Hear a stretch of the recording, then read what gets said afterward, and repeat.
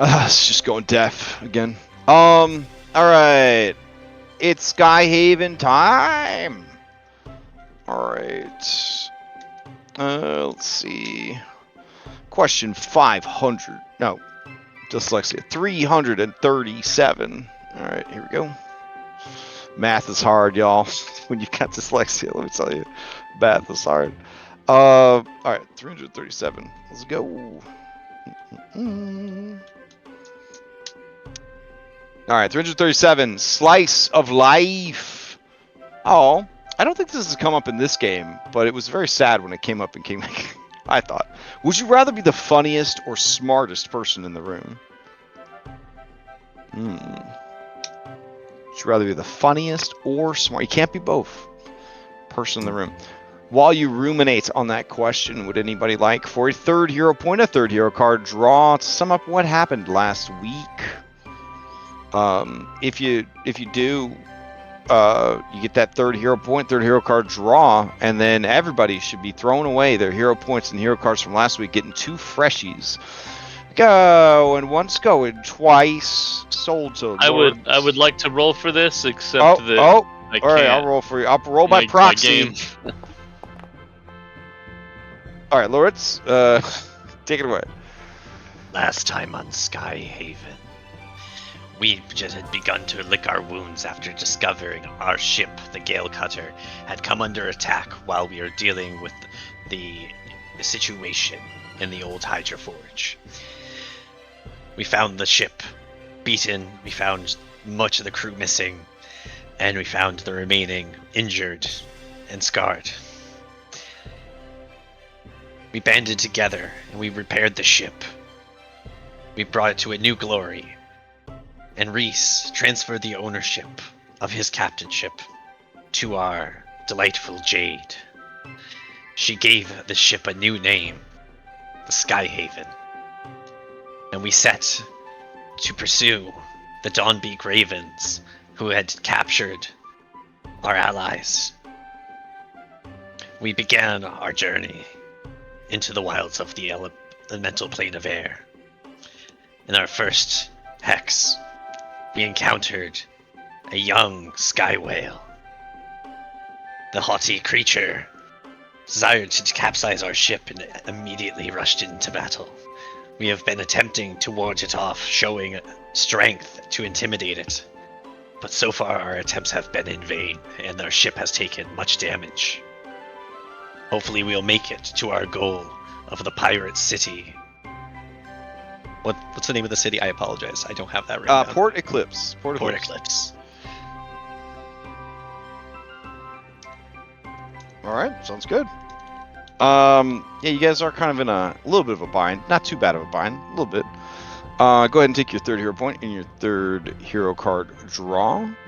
For a D3 Faxpiration and the opportunity to ask any NPC you've met or any willing PC the same question, would anybody like to roll and answer this week's Faxpiration question?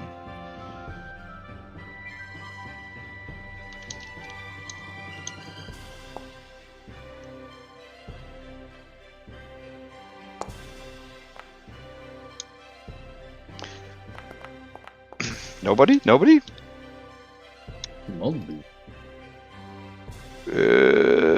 Why am I not seeing rolls? Oh, there we go. So, all right. I got another 19. Going once. Going twice. Cloud Hoof. All right. Funniest or smartest in the room? Funniest. Funniest?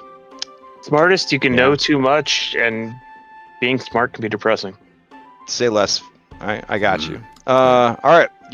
You may ask the same question of any willing PC or any NPC you've met during your adventure. We'll ask Goldleaf. Yeah. Goldleaf, you willing to answer for a lesser boon? Yes, sir. Okay.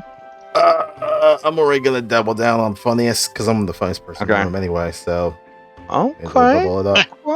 Okay. All right. You think we didn't ask about humble? It's important when you are trying to be a comedian to think you are the funniest person in the room. So that's step one. If I don't think I'm the That's tough funniest one. in the room, then what the fuck am I doing?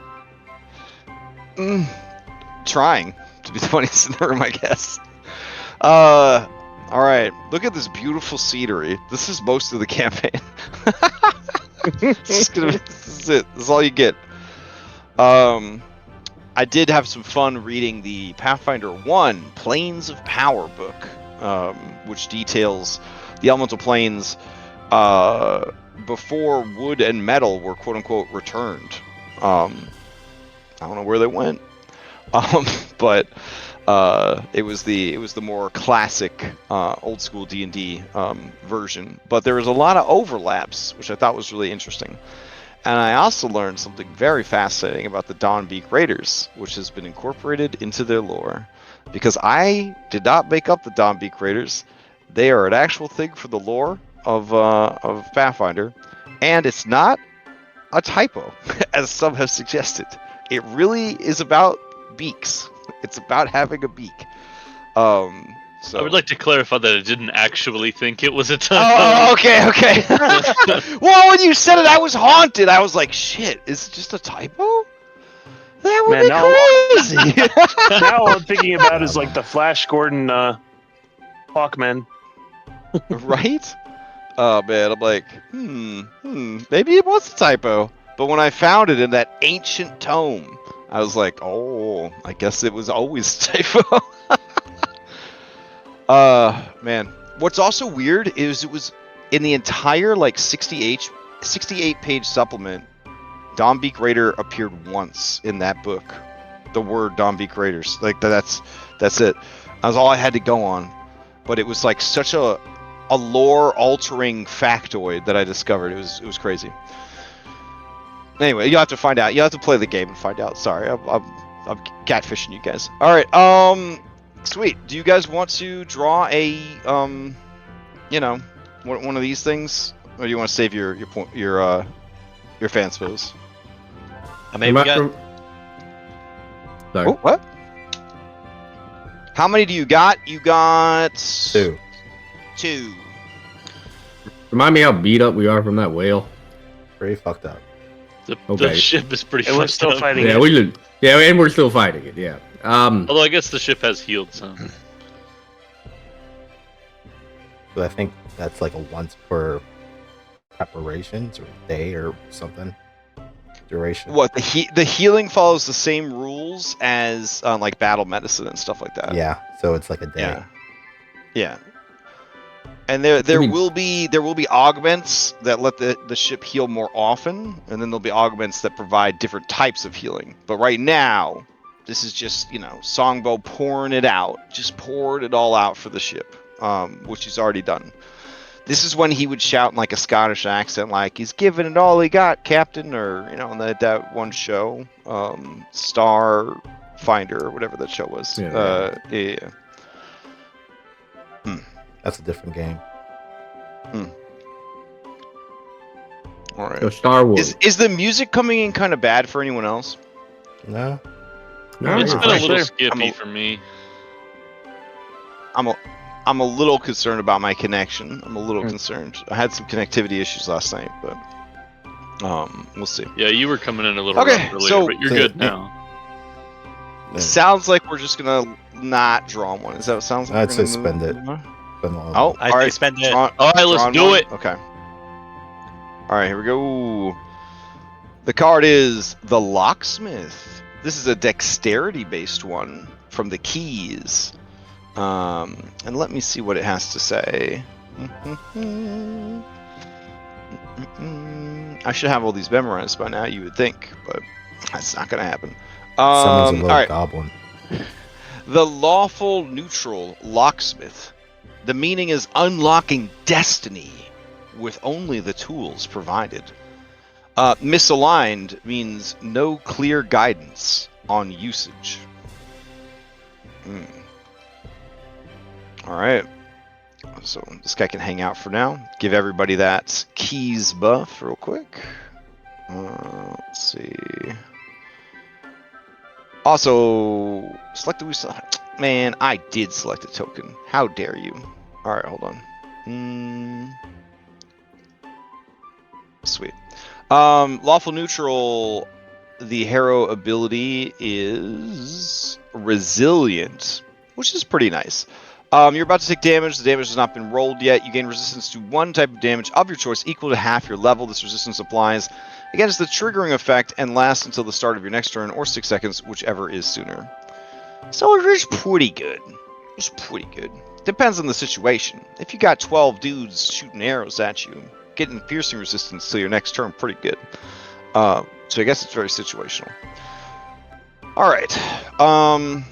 With that, we're ready to resume the game, and that game is Pathfinder 2 airship minigame. I'm gonna take you guys over there.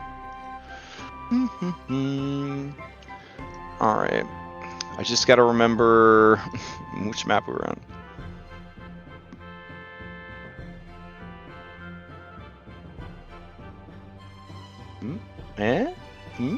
It's thinking about it.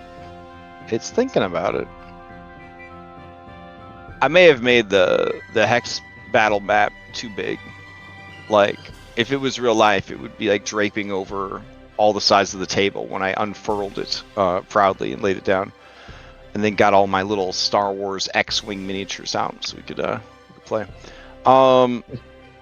Okay. Is this the group we were talking about using Beyblades to determine like dice rolls? Yes. Okay. So I was at a local Comic-Con last weekend, and apparently we do have a local Beyblade league. I saw God. that. They had a rep there, and I was like, oh shit, it's coming together. It's We're just- coming together.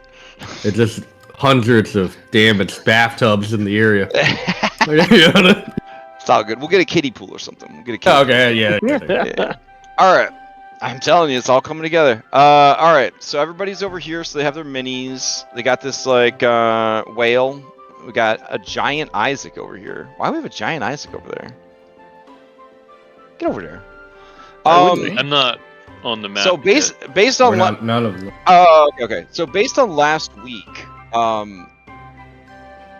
I've made the determination that nearly all of your personal like abilities would only be able to affect another ship if you were sharing a hex with the ship, given like the size of like the ships and stuff like that. We might go through on a case-by-case basis and be like, hey, this spell has a 500-foot range, you know, would I be able to affect, like I have a composite longbow, I have a sniper rifle, you know, stuff like that.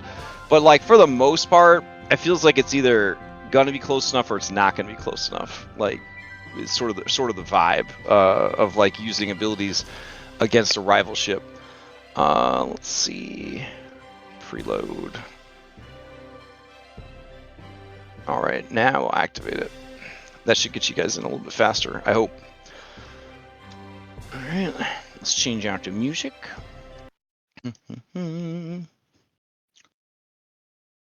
Okay.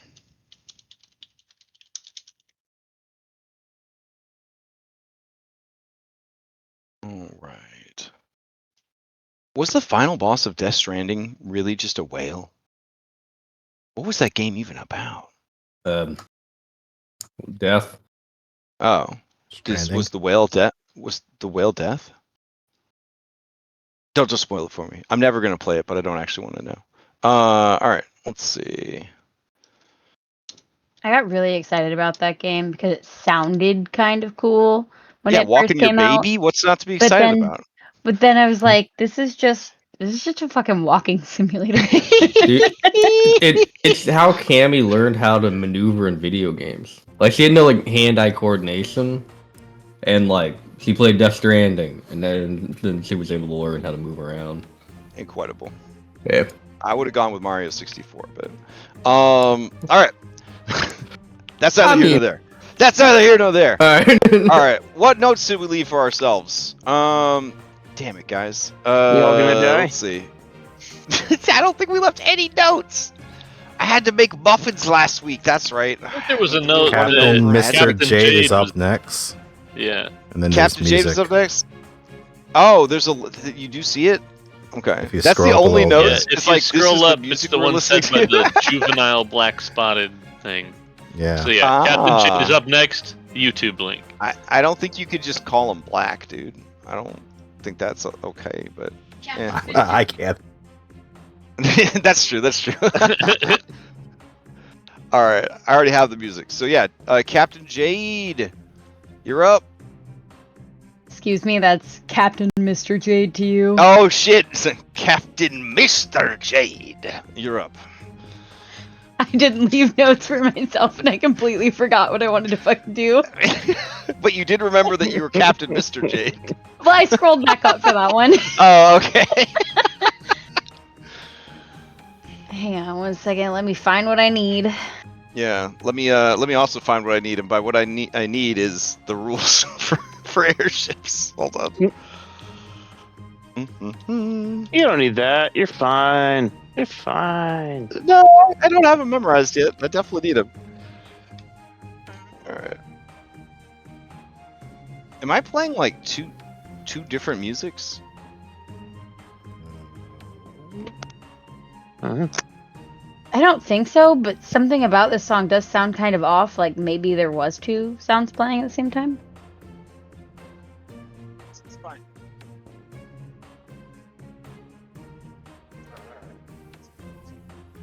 Alright, what are you being busted out of this whale? Hear someone's listening to something? Everything just got real quiet. I can hear everybody except for Crash, I think. But my question would be, Oh. where the hell is the thing that tells me what I can do as a captain? I can't find that document anywhere. We can't hear you, Crash. We can hear. Barely It's hear you. super low. Still low. I'm checking my mic. Still low. Alright, I don't know. I'll turn my mic. I'm gonna shoot you over the document.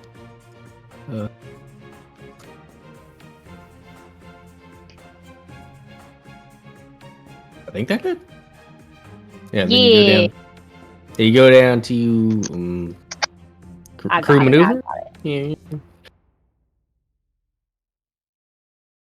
Is that anywhere like in a journal entry or anything, or do I have to go out of window to? I found it in Discord. Should be under. Wait.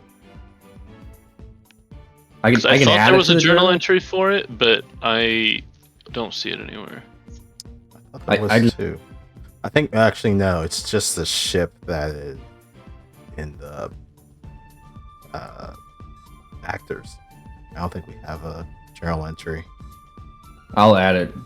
I think I can add it. Add page.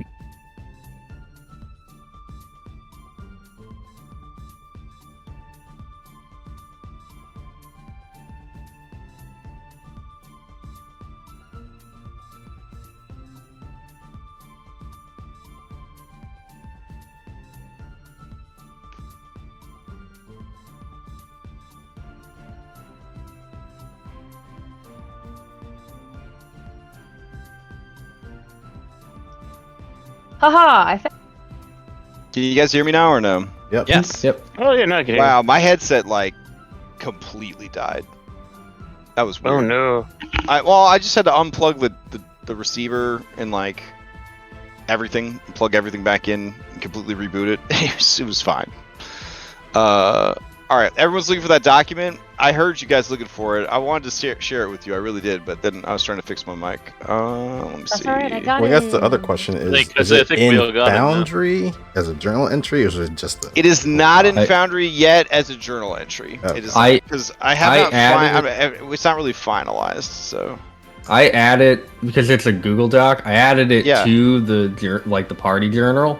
Oh, I'm gonna that's make a a good idea. category for like a category called like information, and then all it is just it's a hyperlink to the doc. So Okay. Well, here for Nice. now, I can actually just make airship rules, and then the only thing that will be there is link. So, like, yet another way to get there, essentially.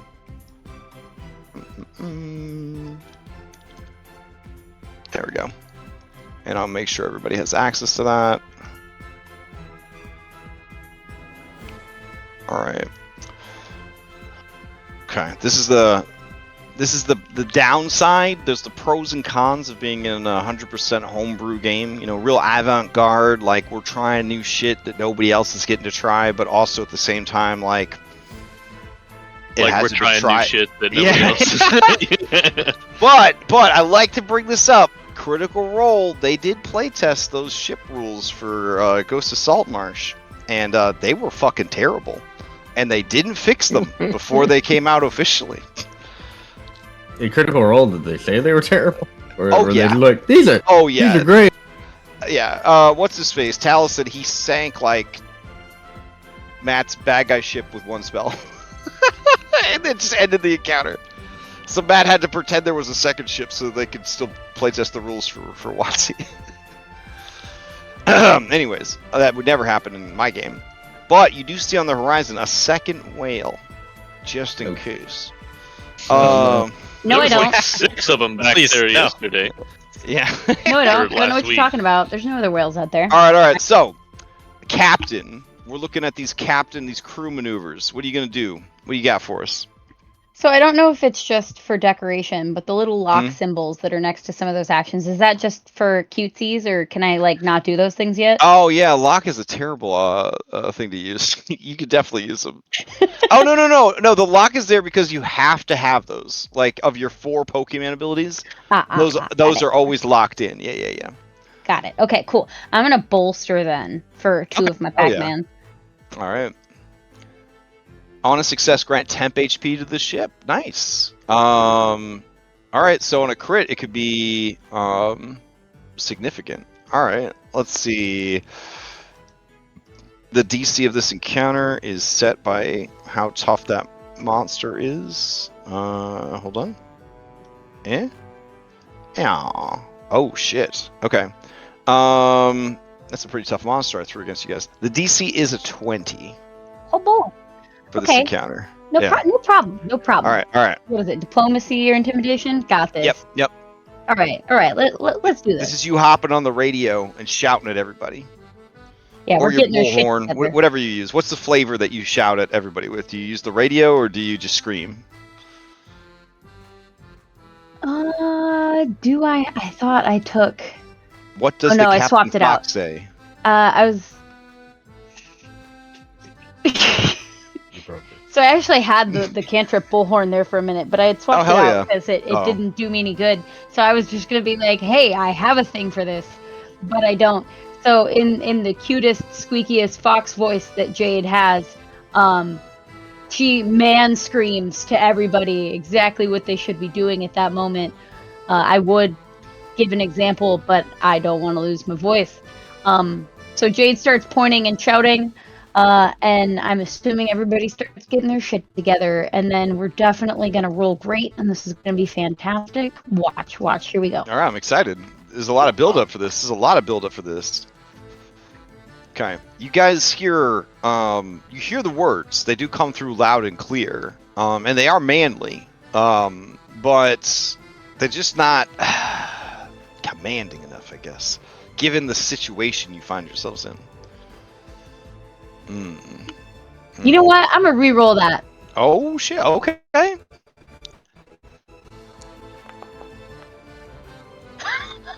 Okay. Are we playing the plus I'm 10 s- rule in this game? Yeah. I don't know why it didn't add it. Let's No, it see. did.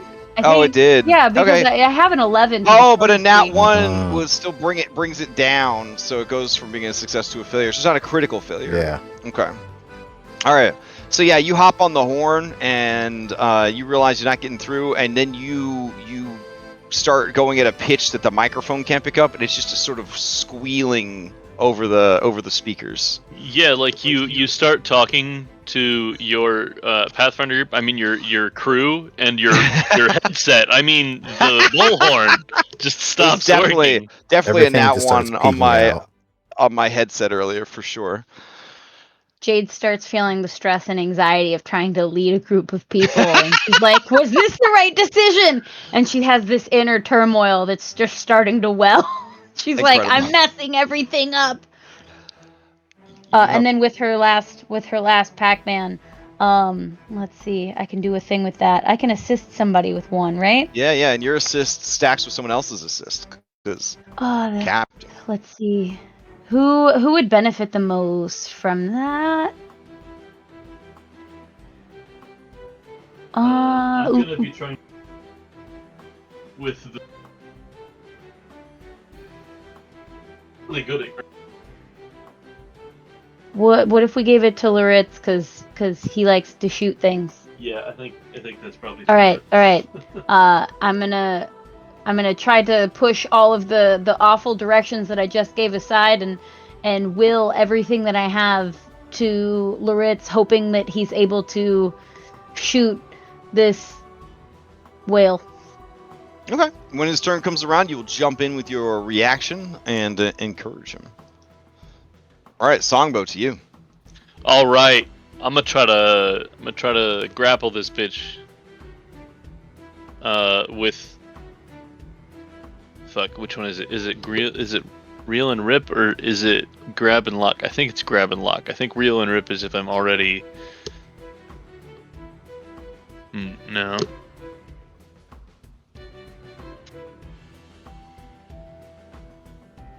Yeah, that's fine. We're gonna try to grab it to where we. So they both let me grab, and then they both have like a thing that happens to the thing that I grab. So, are they grabbing it in a different way?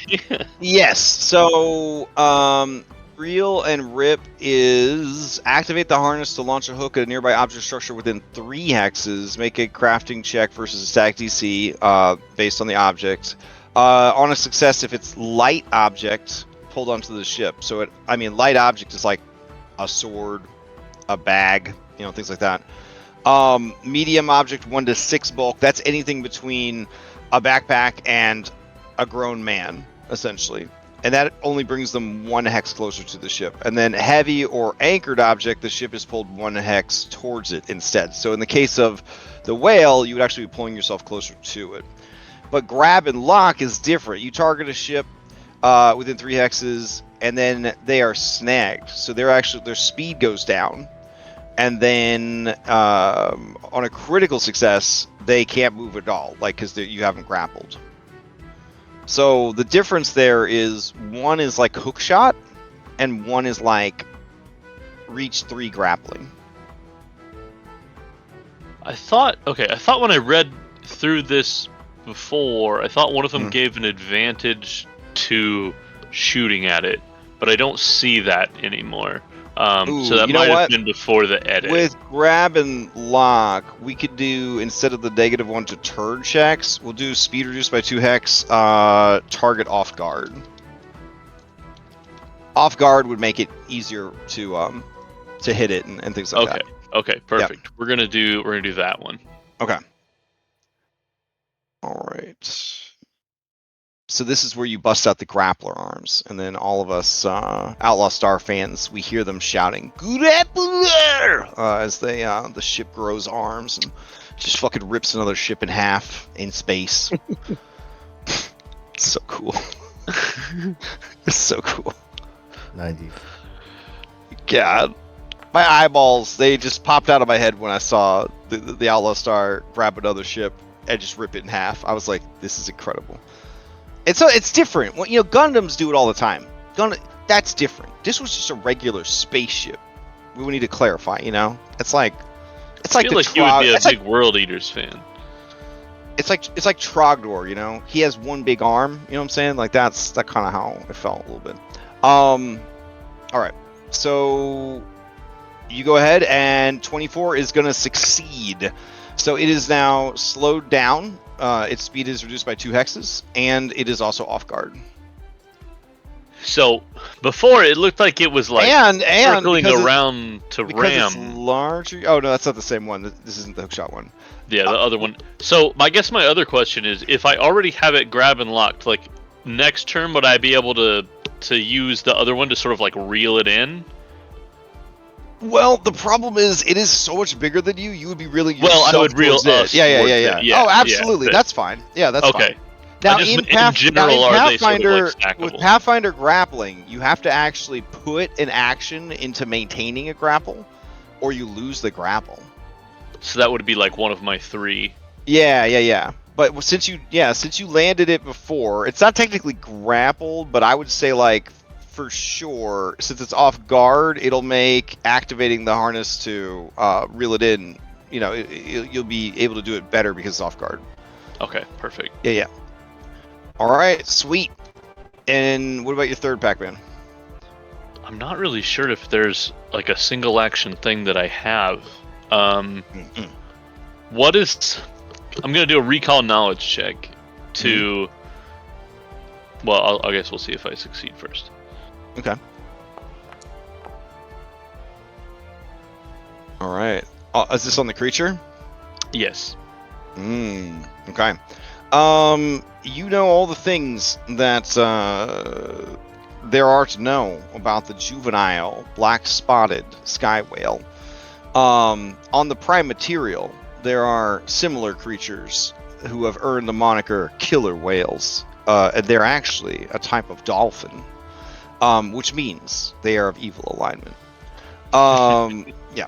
These powerful animals normally hunt together in pods, and they team up to take down generally smaller prey that they could bully and pick on. It is not that much different here in the elemental plane of air. With this one being off on its own, it is either lost or it had too much testosterone. It got kicked out by the other bales. Or 3, an older male was like, I'm going to kill you. And they're like, I'll leave now. So that's generally what would explain it being off on its own like this. So it's either got too much testosterone, it got its life threatened, or it got lost. Or it's the edgelord of the party, and it's like, no, I want to be by myself. Oh yeah, I guess there's that fourth option. Yeah, that this incredibly social animal was just like, yeah, fuck you guys. I'm gonna go off on my own. So specifically, what Songbo wanted to know is, you know how there's like the assumption that like elephants are afraid of mice. Oh yeah. I want to know what's the mouse to his elephant. Okay.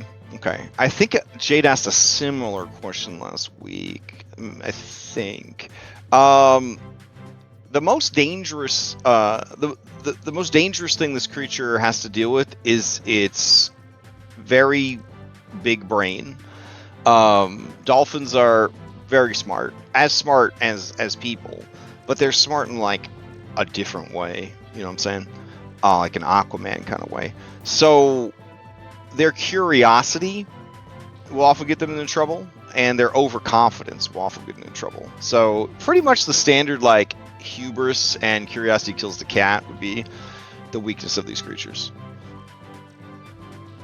All right, perfect. Yeah. Also, they are metasauruses. They eat meat. All right. Play passes to Cloud. Oof. All right.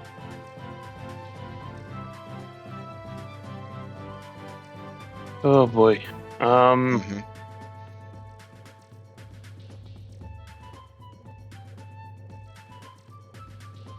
My helmsman duties. What can I do here? Start of each round. I don't need that yet.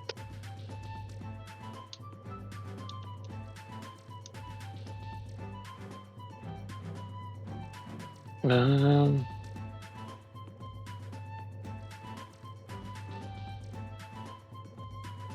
I guess we'll try to turn the ship so that's facing the whale. Oh, okay. And your ship turns 2 rotations per turn. So you could go 1 and then 2, and then have 2 Pac-Mans left. Or do you want to like keep turning and be like headbutt it? We're gonna Okay. dive down. Oh, We're gonna okay. go down. So all right, then you're gonna 2 dive down. actions to do down 1 elevation. Oh, hype. Okay. All right. So you drop. We'll just do. Wait. Okay. That's my 3. All right. Moving slow, being dragged by these cables. The whale is confused about the cables. Let's see. What is it gonna do? Yeah. All right. It is going to.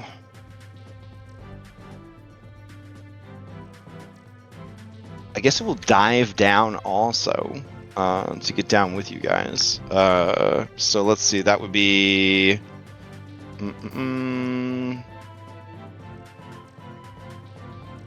Okay. Yeah. So it's gonna spend 2 Pac-Mans to lower itself down with you guys. And then with its 3rd Pac-Man, it is going to let out another honking cry, I guess, in your general direction. Trying to sort of get the vibes here. Like, what are these things that you were grabbing me with? Are you an octopus? These are like the things kind of going through its mind here.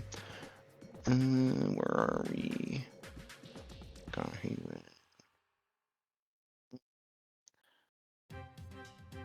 Apologies. I got back from this dinner like just in time to log in for the game. Should have all my documents open already.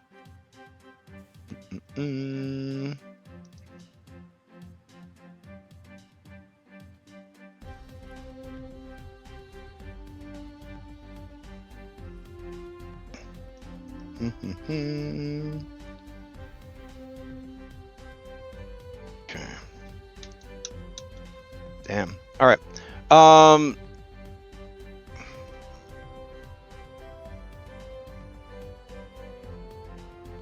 Nothing's loading. Everything's terrible. Here we go. Okay. Ship fires from 3 and then it does a lazy midair roll. Oh. Okay. Nice. All right. It's actually gonna spend its 3rd Pac-Man readying something. That will be its turn. Play passes to Gold Leaf.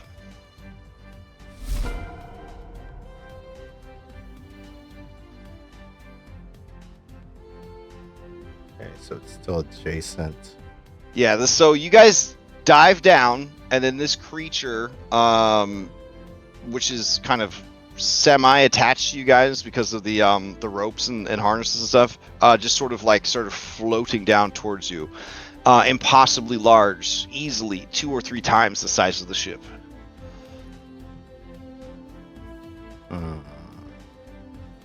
If there were a light source, the elements of plane of air, this thing would be blocking out the sun.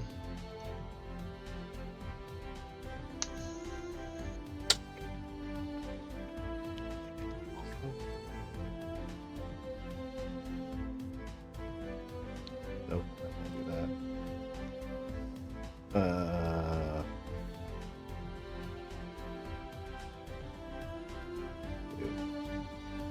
All right. Starting my turn. I think I had marked Cloud Hoof with the +1 passive. Yep. This time I'm gonna throw it over towards what's right now. I'll throw it to Songbow for now. For this turn. Okay. Alright, so that was reaction passive.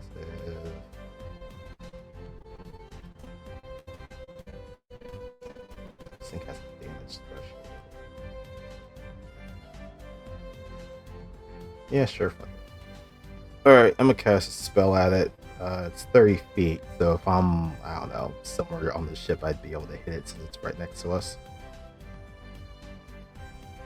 It is not in the same space as you, so you would need to have a significant range on the spell or weapon to target it. All right. Well, that takes away a whole lot of stuff. I'm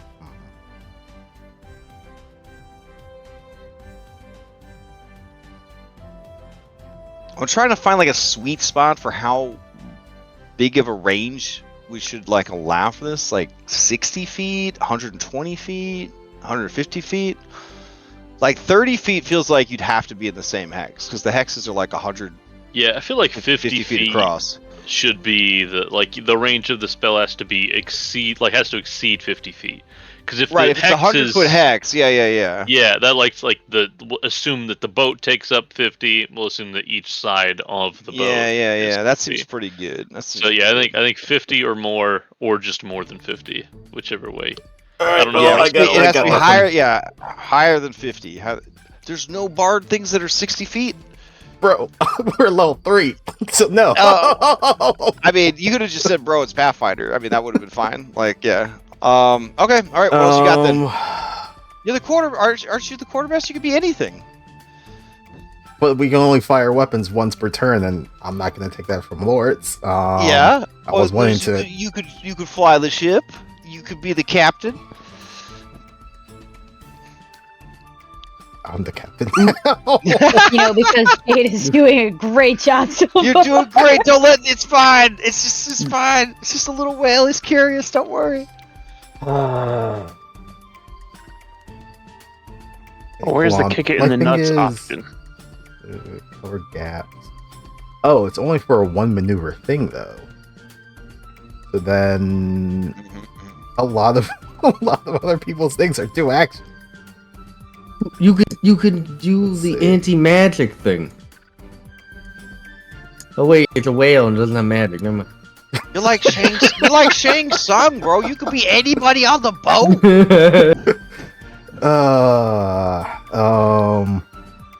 Take a soul. Shit.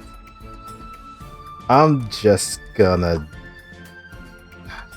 2 actions. I'll hold an action for a spell. If it gets in our space, I don't see it happening, and then I'll just do a 1 action aid to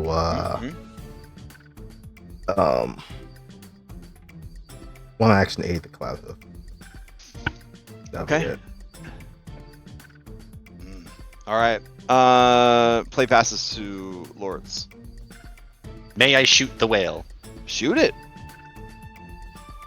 Remember, you're not thick anymore. And this is when the captain's going to jump in, give you a bonus. Because they're going to roll really good on this check. 15 or higher. Yeah. Hell yeah. Oh, very nice. That's a +2 bonus. You got a +2 bonus, right? Is that what I'm looking at? Oh. Oh no. Never mind. You have a -1 penalty. Do I still hit with a 26? Yeah, you still hit with the 26. So as you're trying to aim it, I'm assuming at this point the radio now broken. She's just screaming in your ear, just fox sounds screaming in your ear, but it sounds mainly to her because your voice sounds different to yourself. You know what I mean? Please stop! I have a hangover. Oh man, I cleared the damage.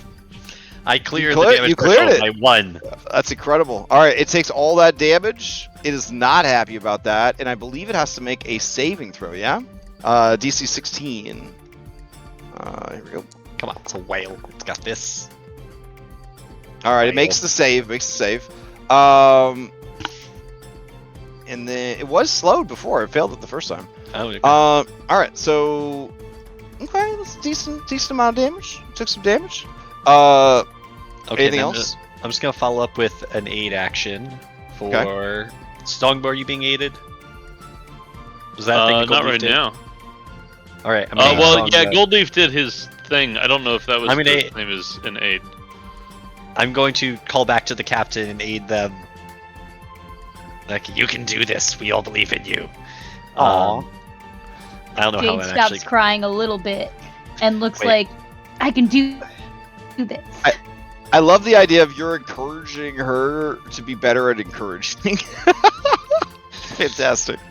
Am I gonna need to like performance or like I can really only aid people with athletics and acrobatics, but Okay, I mean, it's been proven a couple times that Jade appreciates a fit body. Maybe if you just flex, you know what I'm saying? Like athletics check, flex. Is that...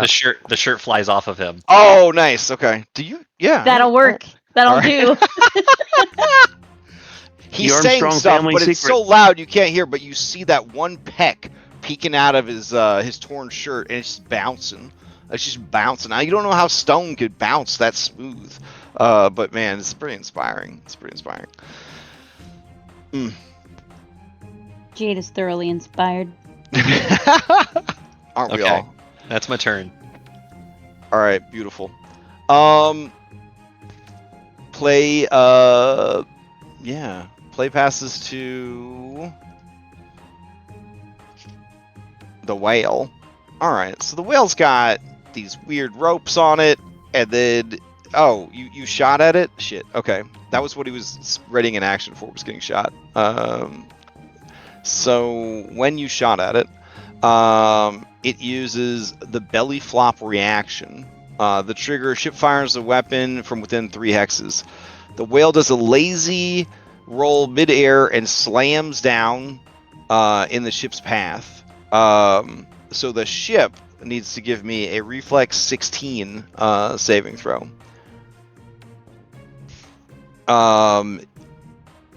You will be if on a fail, you get shoved 1 hex away, and a random augment must be repaired before it can be used again. So does anybody want to roll that reflex? I'll do it. All right, go for it.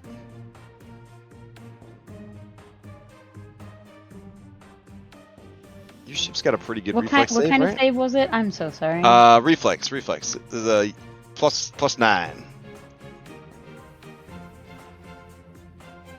I forgot that the ship had a character sheet for a second. Yeah. All right, let's go, Captain. This thing's getting shot with acid and still belly flopping on your ship. What do you got?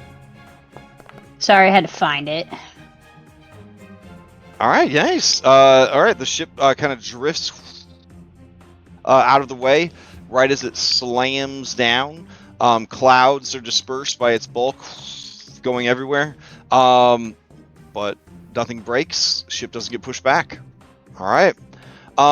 As its turn comes up, Do we not take damage from that then? Nope. Okay. It was just a movement based thing, and breaking stuff. It didn't actually do any damage. It is going to unleash its echo pulse again. It's this little roar move. Let's see. So that affects everybody on the ship, and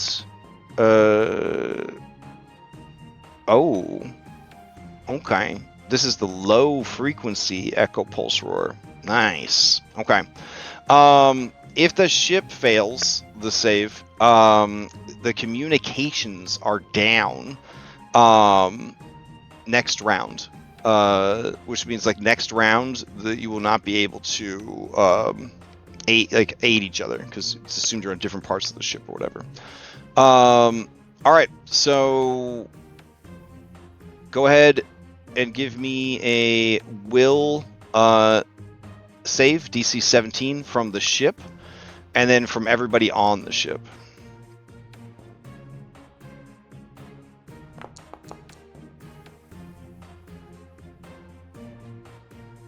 Okay. Looks like we've got the ship coming in at a 12. Did not make it. Lords, you made it. Gold Leaf made it, almost critically. Okay, success. Songwood did not make it. Jade made it. Nice. All right. Oh shoot! Is that? Oh, I rolled Skyhaven. Okay. Did 16 do it?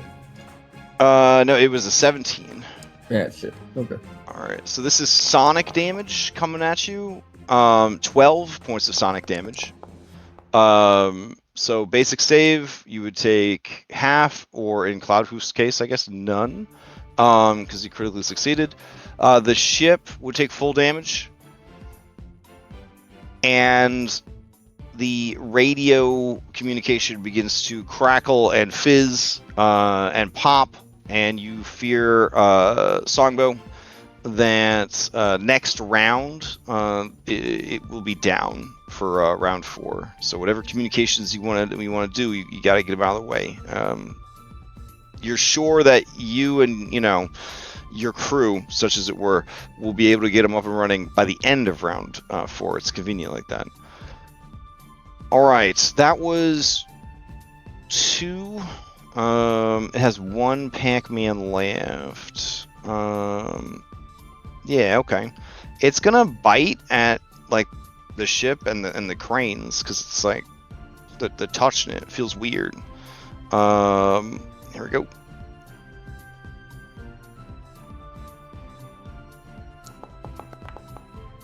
Oh shit! And it misses. All right. That is its turn. It's out of Pac-Man's. Isaac, to you. Then we talked about it, but I can't remember. Oh shit! My you bad. said It that- wouldn't have even been able to bite you because it would have had to turn. So yeah. I'll bank that. It'll try to bite you next round. It'll miss, I guess. All right, keep going. Yeah, so we talked about like I can't like make bombs and put them in the turrets and all that. But I have I have ammunition that I can make. Did we say that I could make ammunition and then give that to Lurk? Right, so, yes. Okay, cool. Yeah. Nerd. Cram it in the goo. I fixed your voice. I fixed it last time. I put the goo on your throat. You got the goo on your throat. Yeah. Right. I don't have to use emphysema voice. Nope, you're good. So recalling knowledge to try to figure out like what kind. This is a beast, I'm imagining, but I just want to make sure. That's 1 Pac-Man to do that, right? Correct. Yep. All right. So I'm gonna do that. Imagine it's a beast. Yeah, it is a beast. All right. I'm going to use quick alchemy to build Bane ammunition. Oh, lesser. Okay. And I'm tailoring it to beast. Nice. Monster owners favor Bane ammunition. Each type requires a different formula. When activated, it hits the target. They take 1d4 persistent damage. Okay. Nice. So I imagine so I think over here. Now, at this level and in this case, it's going to be more like an annoyance to it than anything else, because its damage resistance will probably pick it up. Like but it is but it is good in practice. Yeah. Well, I'm thinking try to do it as a deterrent. You know what I mean? Absolutely. We're trying to kill us. We're trying to just get away. Absolutely. So, yeah. So yeah, then I'll run it. I'll jam it into the barrels. All right. Hype. What else you got? I think that would be 3. Well, that's 2 Pac-Mans. Just jamming it into the barrels, kind of the 3rd Pac-Man. Sure. All right, then I'm out of Pac-Man. Yep. All right. It's out of Pac-Mans as well. Captain Jade, to you.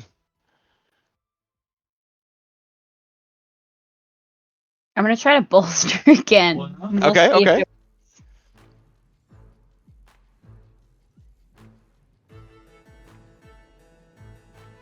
All right, you have a +1 from Lords, so it's going to be, you're trying to get a 20.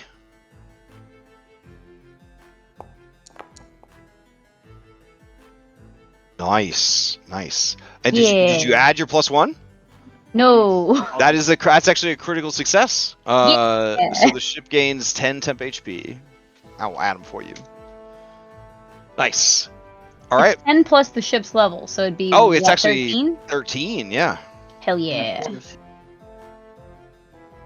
All right, sweet.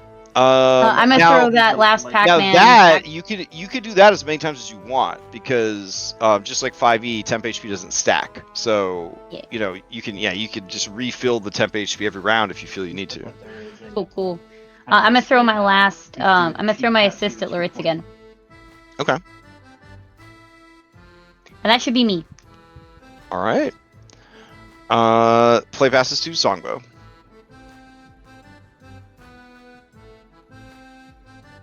All right. I'm reel it in, I think.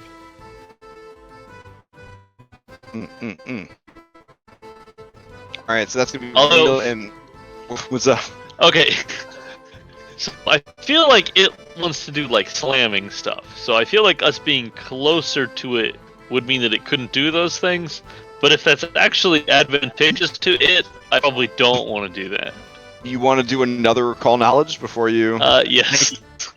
It might be like a thrashy sort of thing, a death roll sort of thing. All right, give me that recall knowledge. Did you get I it? gotta turn up the dice sound effects. I couldn't hear it. Yeah, okay. You feel that a dolphin, being so smart, is gonna have a lot of different attack maneuvers. Their moniker again is Killer Whale back home, in Galarian. So they excel at bullying other things. Though you doubt it would have like a ranged attack. It doesn't look like it like shoots lightning out of its head or farts fireballs or anything. You may ask one mechanical question about it.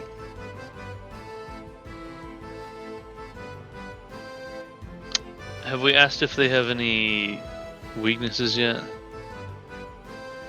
Yeah, it was sonic damage. Okay.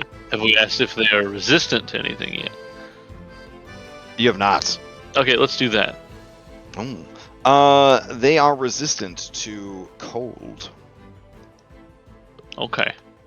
I think just so that people have something they can do with their third action more often, I think I am gonna try to reel us in so that we're in the same space as it. Ooh, okay. So that'll Alright. be crafting for me. Yeah. And you give yourself a +2 circumstance bonus because it is what is it? Off guard.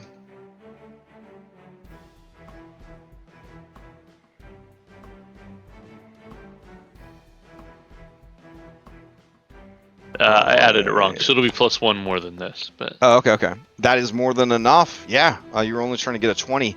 So yeah, you guys move into its space. I can move you. There you go. Boop. Alright, so as you move into its space, you're now like right up on it. You can see its little eyeball, which is, I guess, not that little because it's so fucking big, but compared to the rest of its body, its eyeball is a little tiny eyeball.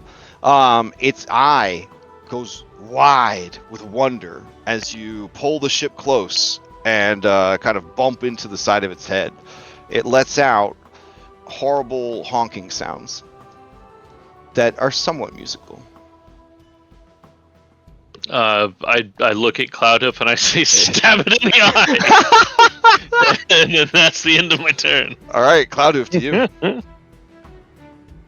All right. Well, we are going to do that. We are going to. I'll leave the wheel since he's got the wheel. I will use a shifting charge.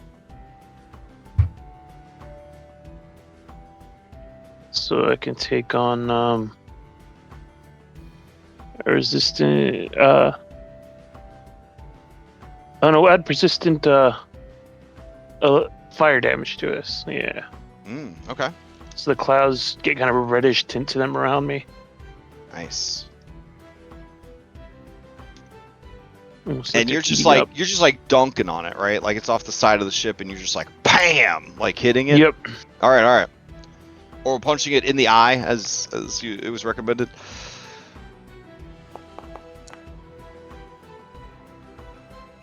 Ooh. All right. I'm going to re-roll using my hero Okay. point. Because why not? All right, that is just gonna hit because of that off guard.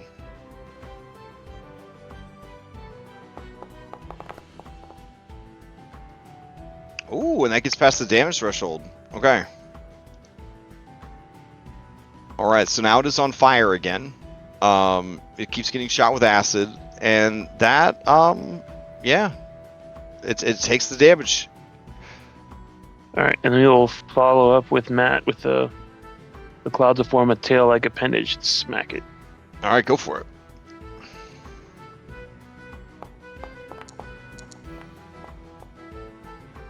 Oh, well. Oof. All right. Yeah, as you swing on it a second time, it sort of like shifts its body, and your ship kind of gets knocked back. The attack goes wide of the mark. All right. As we enter round 4, the radio cuts out from the sonic damage it took in round 3. That means in round 4, you're not actually going to be able to communicate with each other on the ship, which means that the aid actions are not really going to work because you're trying to communicate at a distance because each of you are different parts of the ship. It gets its action economy back, and it's here with you guys. You hit it in the eye. It's not happy about that. Let's see.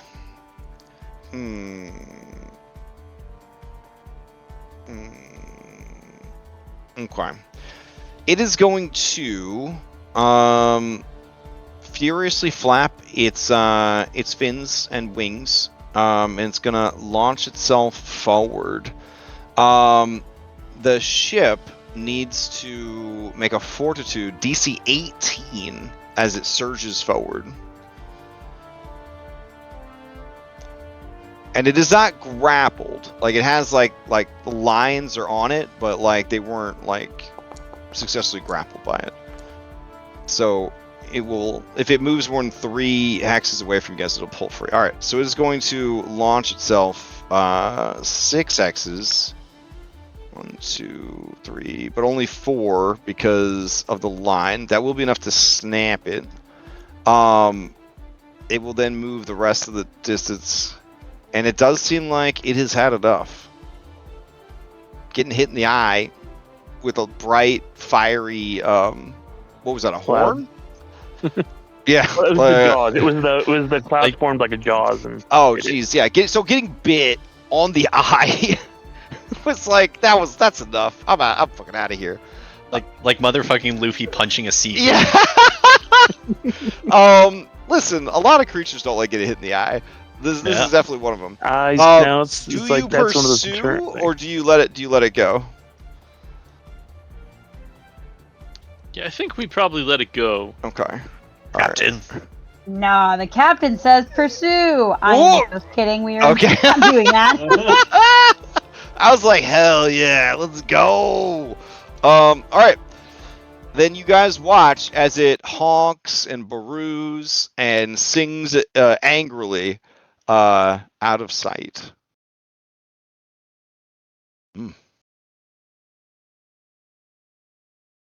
You did it. Maybe we should paint our ship like that to scare away other whales. I'm not comfortable. What if they're territorial? I'm not comfortable They're pretending to be definitely something related to a dolphin. Amen, brother. Amen. All right. I'll take you guys. Well, we'll end this combat. I'll take you guys back to the dashboard. All right. The ship is pretty beat up, but you do have materials, like excess materials that you salvaged. So you can, like, repair the ship essentially during the time that you would be like sleeping and that sort of thing. You can do some repairs to the ship, or you could just keep sailing, but you wouldn't be able to do But like serious every hour or whatever. Can I do the repair? Oh yeah. Because of the downtime thing. Yeah. So use the parts from that, and then we will assume if you didn't get attacked, the ship will be back up and running, as long as you have excess materials to put into healing. Yeah, that works out great. All right. It's similar to, I guess, having bandages. You don't even really need bandages in this game. You just need a healer's kit. So yeah, it's all ephemeral anyways. All right. Healer's kits would have the bandages in it. Yeah. All right. So yeah, as long as story-wise we can say that you keep getting more supplies to repair the ship, you're good. You're good. So we'll heal that ship back up. Unfortunately, temp HP in Pathfinder I think lasts a minute. So it goes away. I think one of the designers got hurt trying to DM an artificer, and they were like, yeah, they're like, yeah, we're gonna make it last 1 minute tops. All right. I wonder what their justification for that is. What do you mean? Of like the temp HP? Well, there's an artificer feature where the pet can give out temp HP, and since temp HP lasts until you long rest, you just basically keep rolling the die until you get the highest number and apply max temp HP to everybody, like anytime there's 60 seconds to do so. So like it basically like bumps the health of the entire party by like 12 per person. And then it scales from there. It's kind of crazy. I know, it's one of the only unbalanced things in 5e. It's one of the only unbalanced things in 5e. Yeah. All right. I was very disappointed when I found out how nerfed temp HP was when I got over here. But I think it just says it lasts for a certain duration. Doesn't say, but whatever the ability is would say it. I was just looking at archives and not this.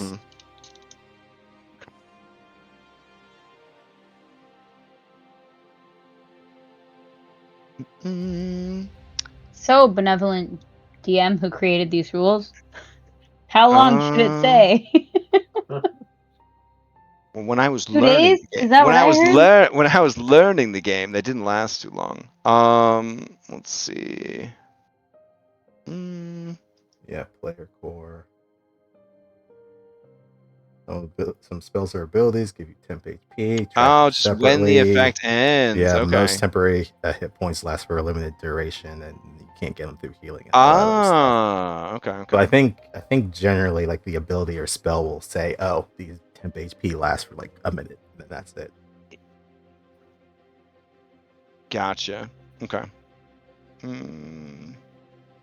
All right. For the purposes of the captain's rally, we're gonna say it lasts like a minute because it's inspiring them in the moment, kind of deal. So we'll go with that one. Huh. Okay. I didn't think you had to define it because I thought they all lasted a specific amount of time. All right. Something else to add to the thing. All right. From here, you guys would continue your journey, sailing through the skies. Let's see. You chose the downward hex. Yep. All right. Cool. All right. So your goal, question mark, is to just go to Port Eclipse. You're not going to be like exploring, right? You're just trying to like fly through and go. Because exploring is something you could do in a hex, but it would add like additional travel time because you'd basically be sailing around the hex looking for interesting stuff. So based on the fact that your fellow crew members have been taken captive and that sort of thing, am I to assume that this is a straight shot, or do you want to spend the time to kind of look around? I think probably straight shot. Straight shot. Okay. Don't worry, guys. We decided to take the scenic route to get to you.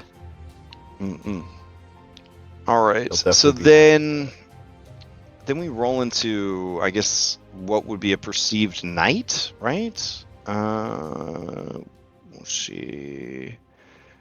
How many hexes did we say you guys could go in a day? Was it 2? Check. We're not Isn't a using hex the whole 150 feet?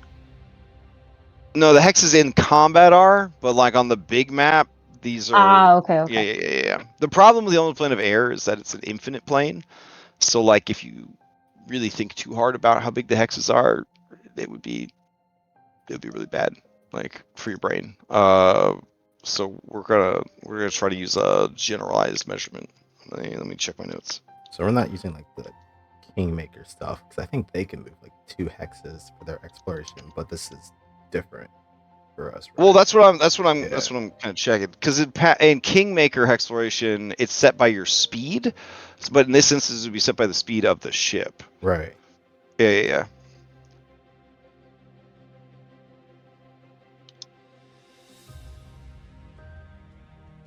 No, the reason I was asking is because I think we're kind of like a Kingmaker light game. Yeah, we are definitely, and this is based off of the exploration stuff. So let's see. So the average ship speed compared to an average person speed. Okay.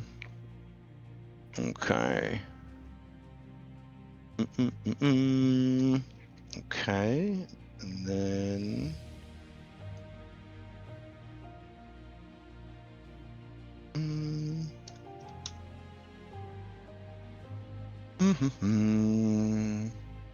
Okay. Exploration. All right, activities per day. You get 1 with your ship speed being, I believe, 5. If your ship speed was 6, 7, or 8, you would get 2, and if it was 9, 10, or 11, you'd get 3, and if it was 12 or higher, you would get 4.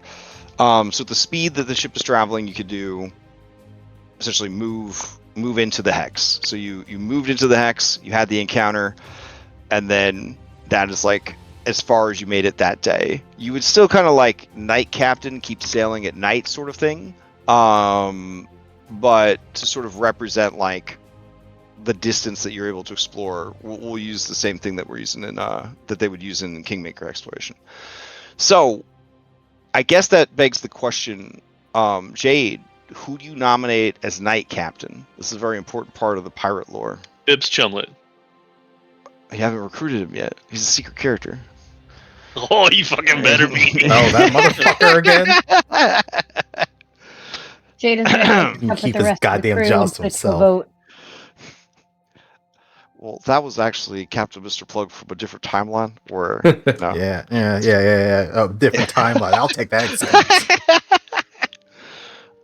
So who is your knight captain? This is a very important job. It carries a Take lot. it up with the rest of the crew, and then see if there's anybody who would like to nominate anyone else for the position. So you were delegating the delegation? I mean, Oh, honestly, yeah, Jade's Captain new at Reese. this. That is the most If we captaining make thing to Captain do ever. Reese the knight captain, Crash doesn't even have to change his name. Oh, that's true. That's true. He'll be the knight captain if you want. Gonna make this poor old man stay up all fucking night. Just ruin his sleep schedule.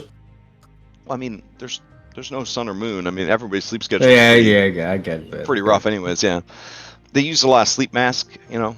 So, yeah. Is it really night captain then, or is it just captain 2 electric? Well, I mean, it's the vernacular. You know what I'm saying? It's like, they just they can't be a starboard. There's no stars. You know what I mean? But they're just you gotta go with what you got.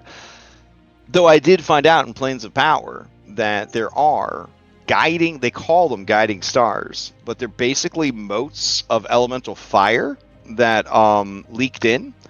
And so they do burn like little tiny suns. So like if there's one on the map, you can actually see it from several hexes away, and it can help you kind of navigate. So that's kind of cool. Interesting.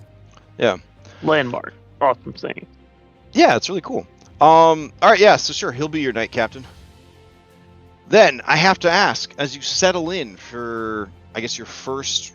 Well, this isn't your first night on the ship, but this is your first night on the new ship. This is your first night on the Skyhaven.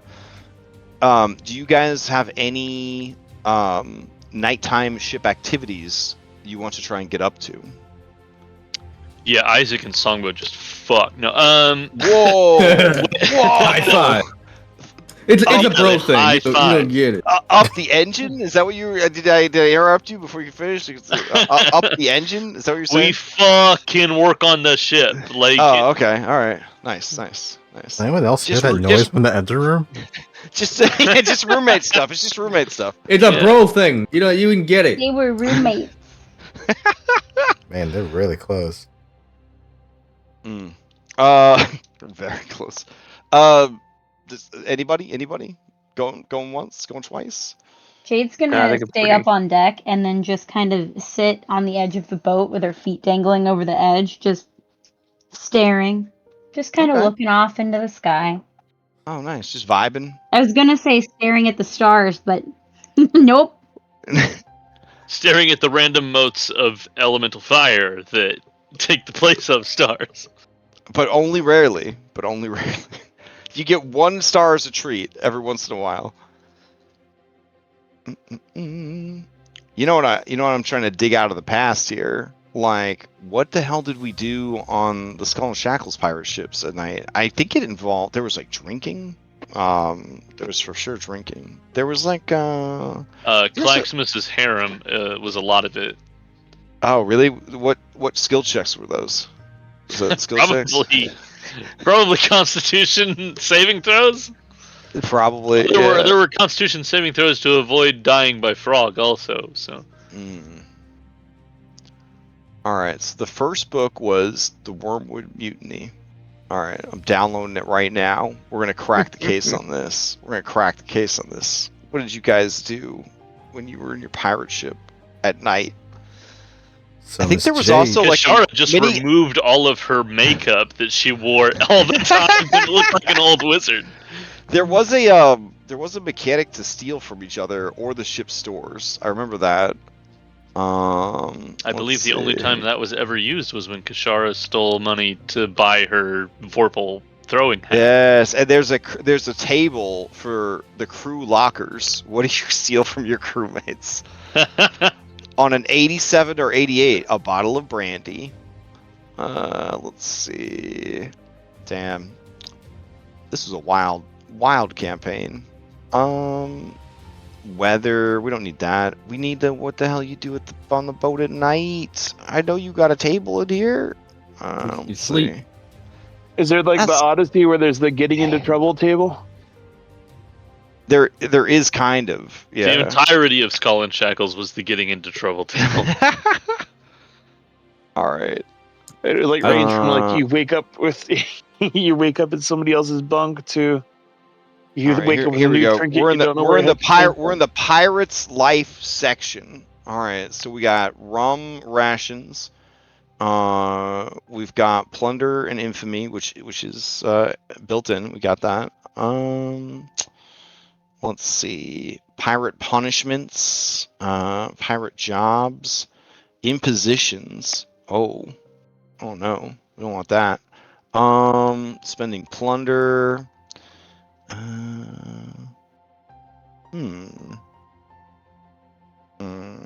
All right, I'm gonna get you guys an official, like, because you can't be doing that Kingmaker boring stuff of like cooking noodles or whatever the hell they do.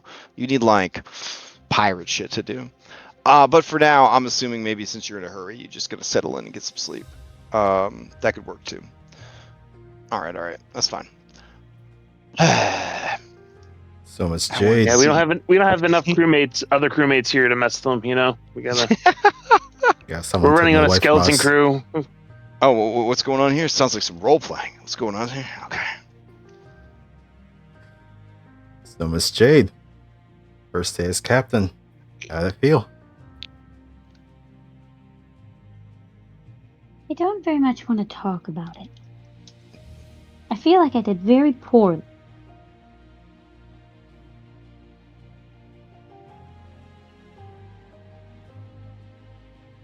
You thought that was a poor performance?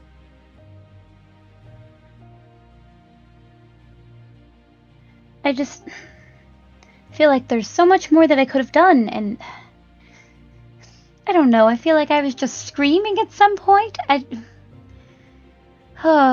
That's honestly I- half the job right there.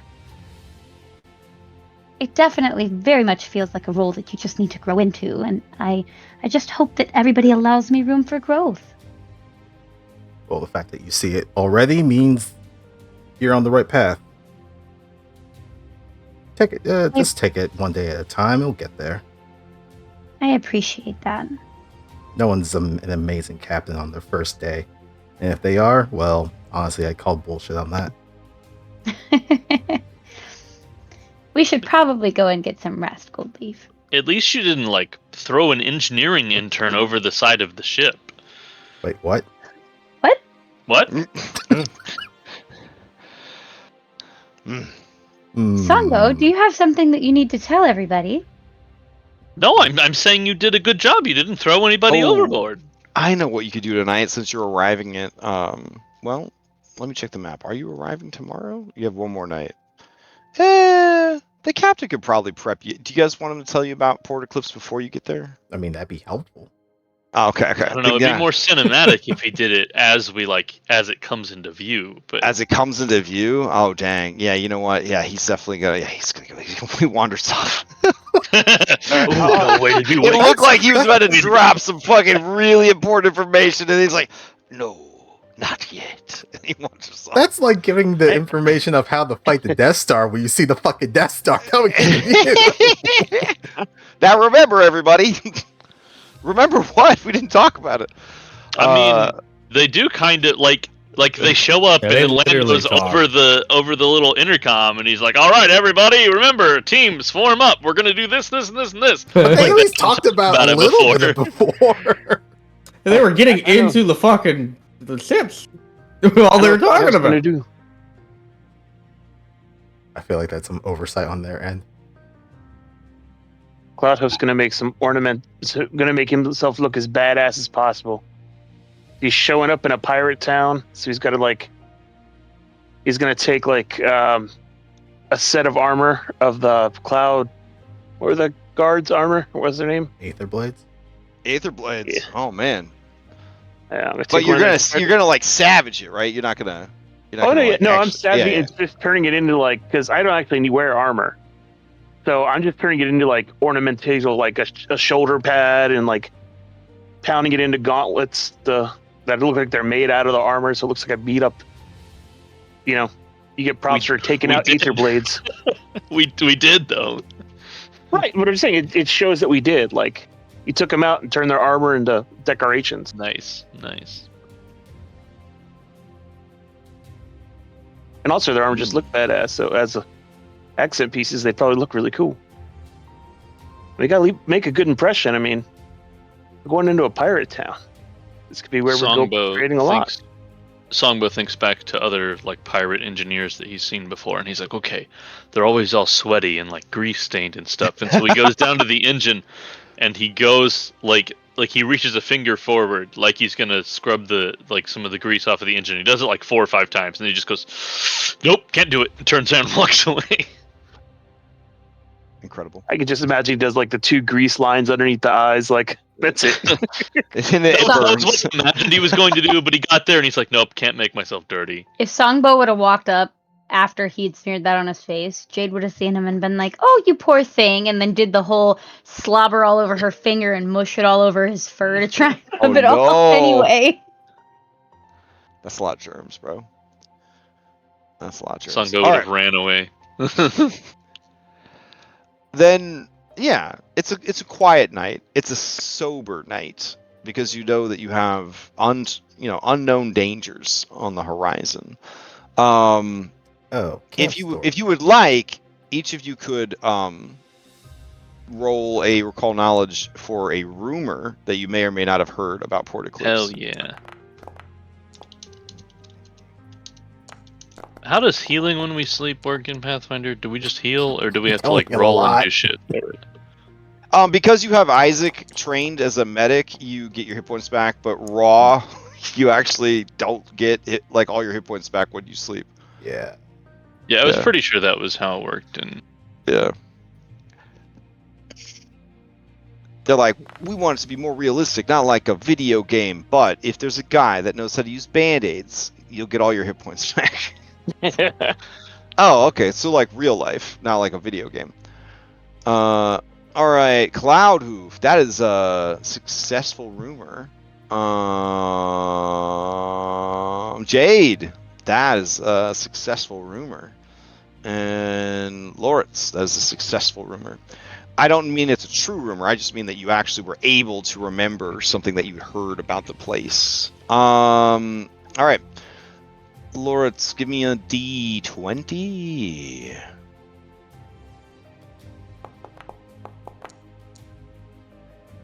Oh, okay.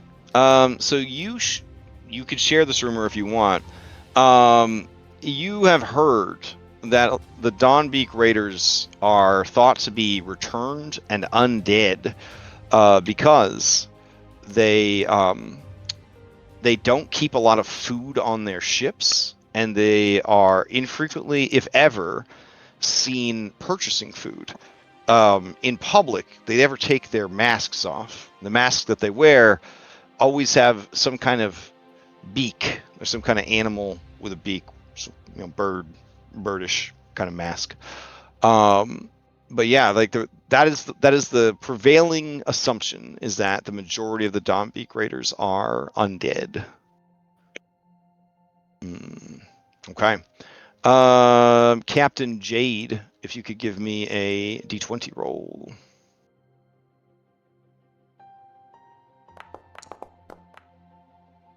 Okay. Rumor has it that the skies around Port Eclipse are cursed by the lingering soul of the primordial storm titan, whose skull they built the city inside and upon. Dope. Yeah. Songbow, give me a D20.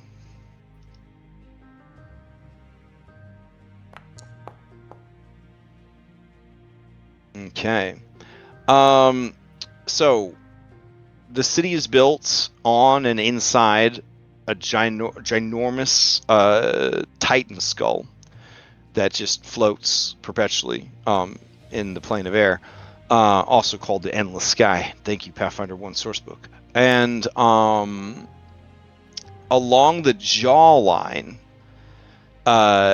there is something called the Gallows Smile. This is a series of chains, some metal, some made from fibers, others crafted from wood or bone from great sea leviathans.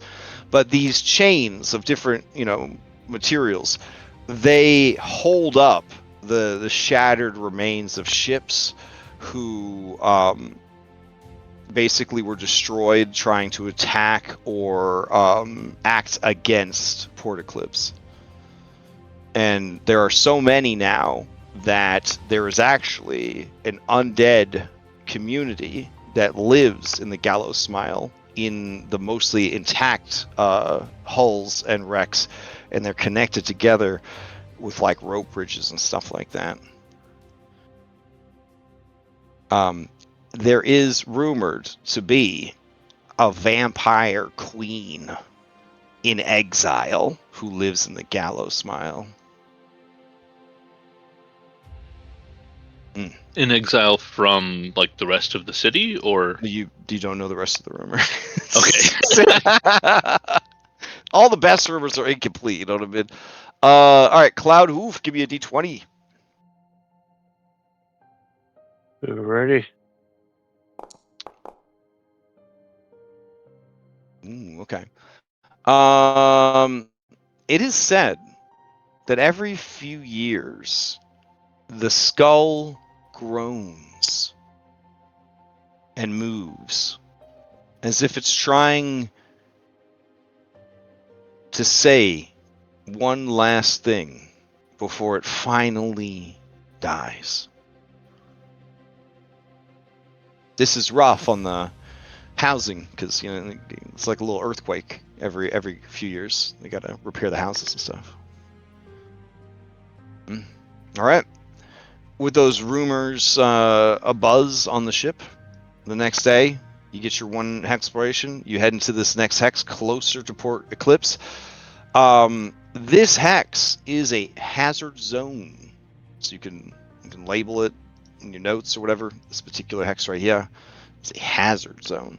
I don't think I'm on the Oh, hex It's map. shit. at the top. You switch over to it. Oh, okay. Oh, I got you. I'll make everybody on this map. Yeah, so this hex is where you ran into the whale, and there was really nothing else of interest here. So that's a good hex. When there's nothing of interest, that's a good hex. Is there an But- like? Do you have? So you put this icon here for the Oh, hydro yeah. port. Are there like other icons that we can put? Like There are, if I could figure out how to show them to you guys. Oh, yeah. Okay, I actually put a thing there for you. Yeah, I could do that. Hold on. But you guys should have the ability to do like text and like all kinds of markup on the map, like so you could put whatever you want there. And I think you might have the ability to drag a journal entry onto the map. I don't know if that works for you guys or not. Might be just a GM thing. But drew a from the hazard journal tab, you triangle. can try to drag it out to the map, and it might drop it on there for you. Let's see. What would be a good representation of clear skies? Environment. a cloud, maybe? I don't know. Yeah. Can you can we scoot the ship over? I just want to see if I drew the hazard yeah, symbol. sure. Yeah, after Oh, it didn't draw the.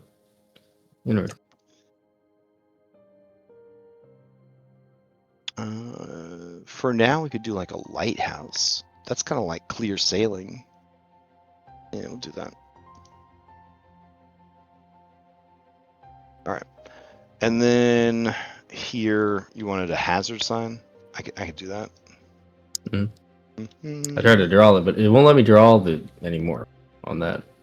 Oh, it's because the pens they're not as good as the Roll20 pens. It's like one of the only things. It's one of the only things that Roll20's got going for it. Let's see. Go to UI assets. Go to icons. Where's the hazard symbol? We got a Triforce. We got a guy slipping. We got a red X. We got a dynamite stick. Could have sworn I had a hazard symbol. Okay, I'll get you guys some icons for next time. But for now, this will actually represent the hazard pretty well. This little black hole, because this hex is full of magical vortexes. You think shouldn't kill you, but if you give me a recall knowledge, that'd be great. Shouldn't kill you. All right.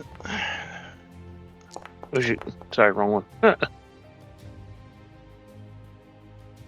All right, Jade.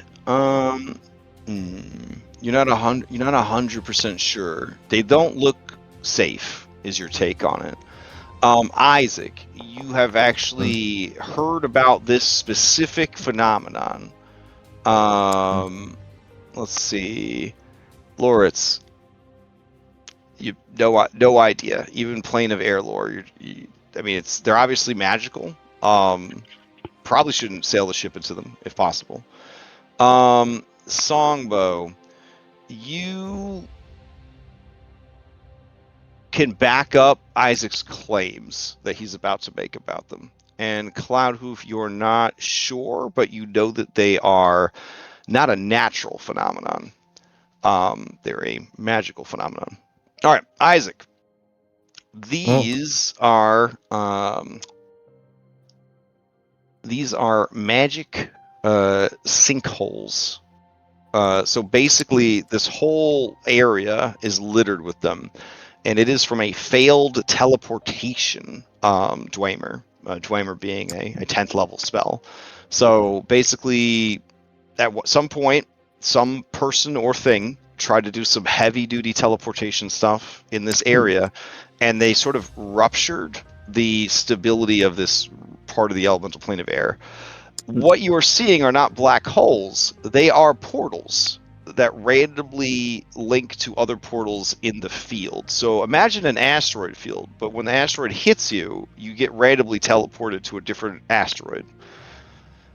It can get real bad if the ship gets out of control, because if you keep teleporting like over into one teleporter and then to another teleporter to another teleporter, it can be really dangerous. Mhm.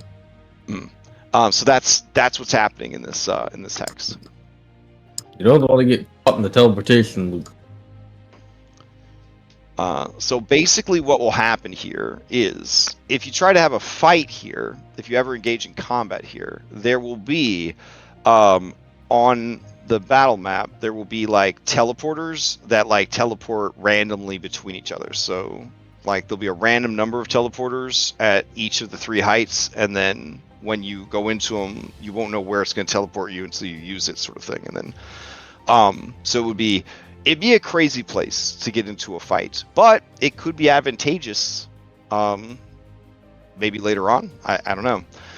As far as getting through it, it's not particularly hard because visibility is pretty good in this hex. So it is just going to be a DC 18 piloting check to get through.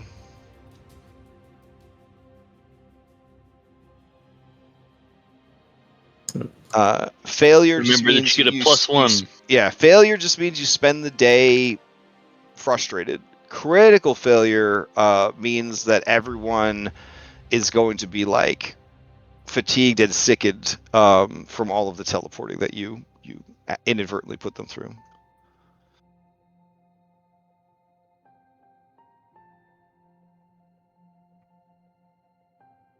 All right, let's see that. DC 18 piloting check. Oh, I will also roll for your random encounter check for the day.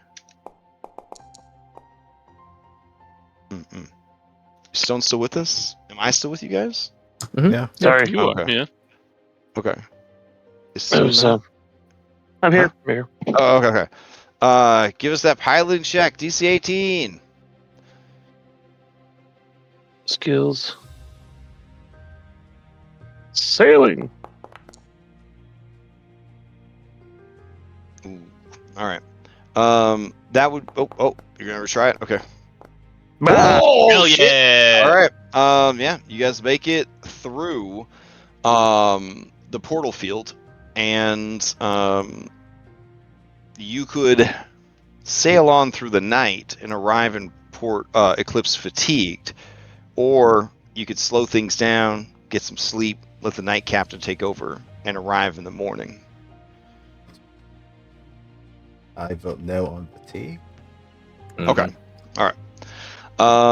Then you guys settle in for the night. As you settle in for the night, is there anything in particular you would like to try and do on the ship until we have a more firmly established pirate agenda for nighttime exploration? Otherwise, you could roll for rumors about what's coming, and then the former Captain Reese is waiting for just the right time to tell you all the cool shit about this place. He keeps walking up like he's gonna say something. He's like, it's just not the time. It's just not the time. Well, you stop doing that every 20 is minutes. recall knowledge, right? Wait, what? Roll for rumor is recall knowledge. Yes.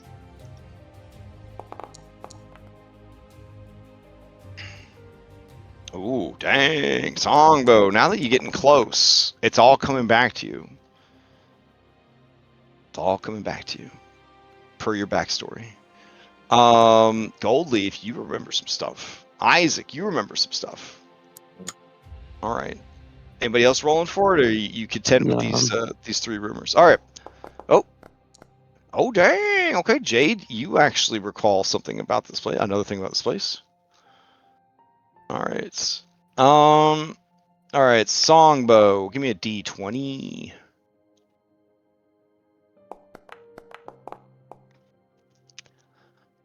Oh, okay. So the leader of this city is a a sylph named Vendria, and a lot of people feel that the only reason that she controls the city is because she controls the water supply. The only source of fresh water in the place is called the reservoir, and it is an elemental gate. It's elemental water.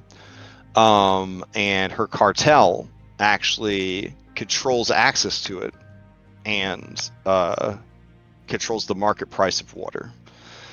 It is for this reason that a lot of people from Port Eclipse have taken a great interest in Terranathus, where you guys literally just let water fall off the side of the place. Yeah, so that's kind of the knowledge now that Terranathus has so much fresh water compared to like Port Eclipse is like a pretty hot topic. It's a pretty hot topic. All right, Gold Leaf, roll a d20 for me. Okay.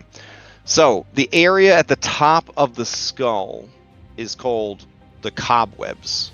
These are slums that are rumored to be home to the Whispers, which is the same name as the Thieves Guild back in Terranathus. Coincidence? Question mark? Okay. Isaac, give me a d20 roll.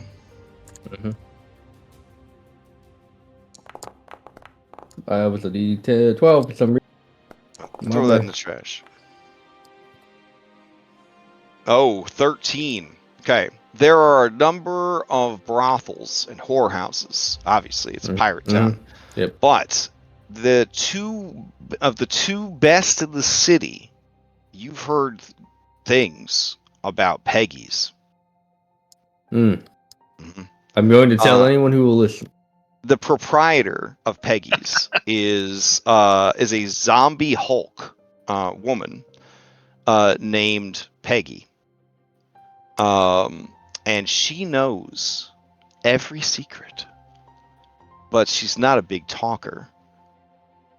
So you have to win her over, romantic-like, before she's willing to wet her whistle and let the secrets flow.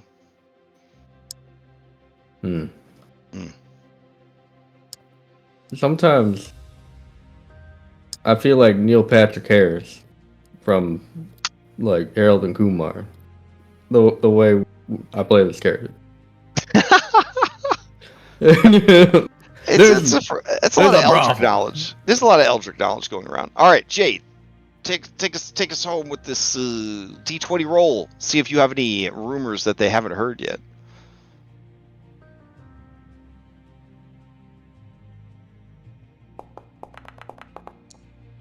16. All right. There are a great many gargoyles who live in Port Eclipse. And there is allegedly a gargoyle in the cobwebs who can sculpt your soul into a statue.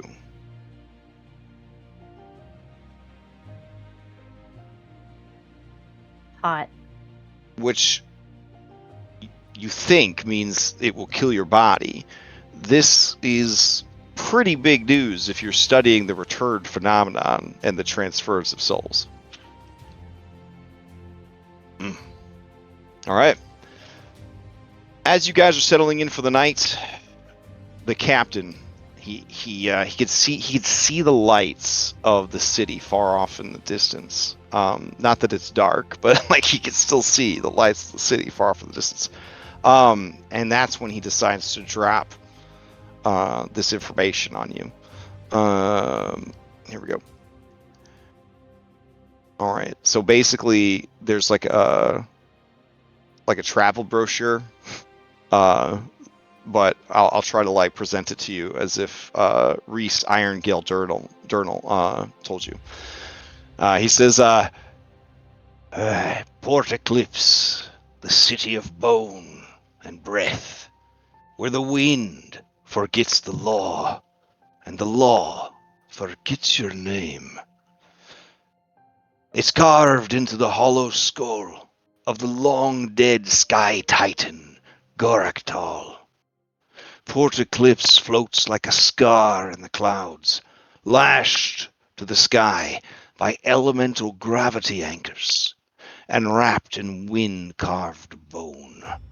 Pirates, outcasts, visionaries, and madmen all call it home. So do monsters. And perhaps now, so do you.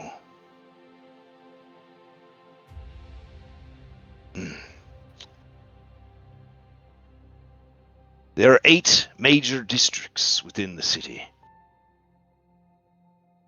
The Crawling Tomes. It's a library that's alive. A massive crystal spider. The library, built into its carapace, it wanders the city on its own whims. Some who approach it, it kills. Others, it invites inside. The reservoir, fresh water for a price, controlled by Mayor Vendria and her cartel. It's located in the nasal cavity of the skull, shimmering, loud, and under guard.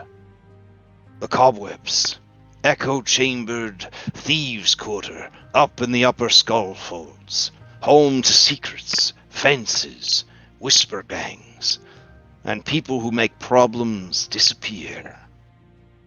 Roostwatch, a district of Tengu harpies and sky duelists. It hangs from the ceiling like a mighty stalactite. You can reach it with small aircraft, cable cars, or just magical flight. The Teeth. This is the docks district. This is where the market, the moorage, it's all crammed up front in Gorakal's jaw. Stink, noise, diesel, scams, and honest sin abound. This is where we'll have to dock the ship. It's likely they'll charge a fee. Then there's the 2 eyes of the skull. The left eye is a permanent portal to the plane of vacuum. All of the dead and the damned are thrown through the portal, never seen again. The right eye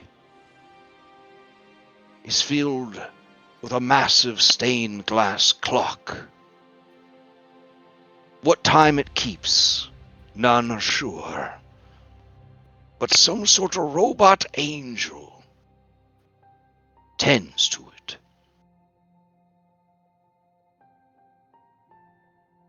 And finally, the gallows smile. A skyship graveyard dangling in chains beneath the jaw. Crumbling wrecks repurposed into pubs, flop houses, and darker things. Oh, look, it's coming into view. Hold on. There it is. Ooh.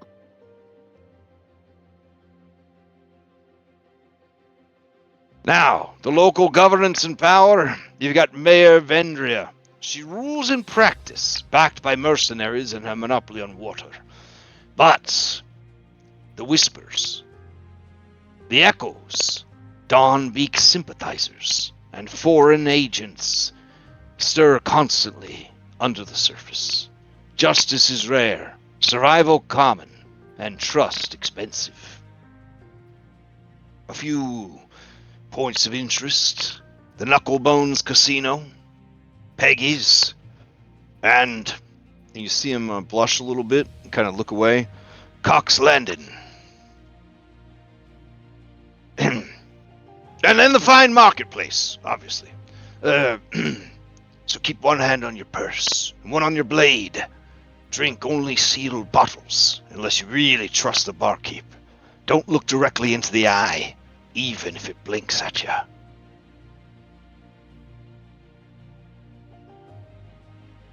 you. Any questions? It's so beautiful.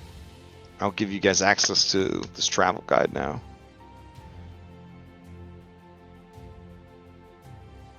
All right. Toby So, raised his hand. yeah. I'd Were like you to saying hear something? you. I was looking at the eyeball. I'd like to hear you explain what the Cock's Keep is.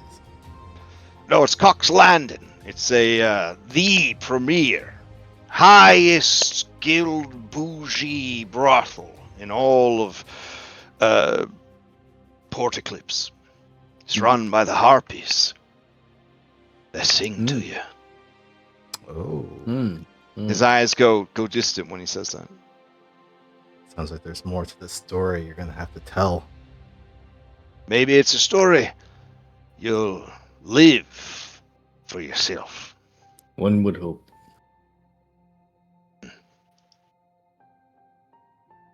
All right. Can you circle that on the map for me? Yeah, for sure. Thank you. Yeah, it's located in the roost. So something he didn't explain to you that you guys would see as you approach the city is localized gravity. So gravity is wherever the skull is. And so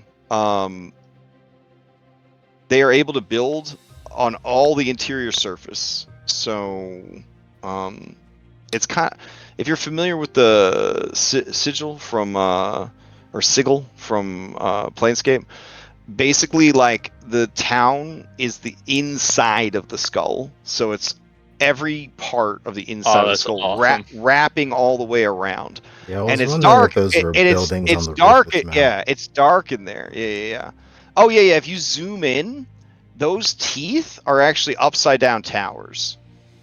Yeah, some of them, the top row, it looks like there's buildings on the roof of the mound. So that's why I was like, oh, interesting. Oh yeah. You have a keen eye because there are on the outside of the skull there are watchtowers. But it's honestly too dangerous to like try to live and build on the exterior of the skull just because of all the weather phenomenon and stuff like that. So the city itself is actually built inside. Right. Yeah. Here, I'll drag out some arts to kind of give you an idea. This is the classic sigil to give you an idea of the whole like wraparound construction situation. This is more like the actual lighting inside, though. It's kind of spoopy, like green situation. They got this going on. A little industrialism for you. And let's see. Here's another vintage second edition sigil for you. Sigil had so much smog that couldn't go anywhere that they're built inside a donut. And then the cream filling of that donut is smog. And so the only rain they get in the city of Sigil is acid rain. I feel like that would probably happen here as well if they weren't like vacuuming up the pollution to sell discount water, essentially. So a question I have is, what do we have in our stock and surplus that might be valuable to sell here? That's what I was looking This at might be earlier. one of the only places we can trade. So Well, first we're gonna have to probably pay a port fee. So we need to figure out that because I only see 1 gold in the treasure. So we're gonna have to trade. So we're gonna have to trade some stuff. Well, trading is the name of the game, for sure. But this city take all kinds of currency, including promises. Here, I'm just gonna litter your whole dashboard with immersion. Get immersed. And then, oh yeah, this is the library. There you go. Just Spooter. What a cutie. Nice. That's not terrifying. Yeah, so it's kind of like equal parts like pirate, like city, Menzo Baranzan. The wherever the poor people lived in Arcane, it's kind of got that vibe a little bit. And then like obviously like Sigil, and then there's that one from Guardians of the Galaxy where they have a pirate town inside a dead god skull. Because Guardians of the Galaxy is just Dungeons and Dragons, or more appropriately Starfinder. But yeah. It's called Nowhere. Yeah. So the Gallows Spire, or sorry, Gallow Smile is all of these down here. Gallows Spire is actually a dungeon back in Galarian, but the Gallows Smile is down here. The Teeth are obviously the Teeth. This is the Port District. Inside here is the Mayor's like stronghold and the reservoir. This is the Clock Eye. This is the portal to the Plane of Vacuum. Not shown, but up here is the Cobwebs, and then there's a big ass tower that comes from the top, like pretty far down, and that's the Roost. And then the library just kind of makes its way through the city, and then everything else is just kind of the town, like undistricted. It is a chaotic neutral settlement, which do exist. They do exist.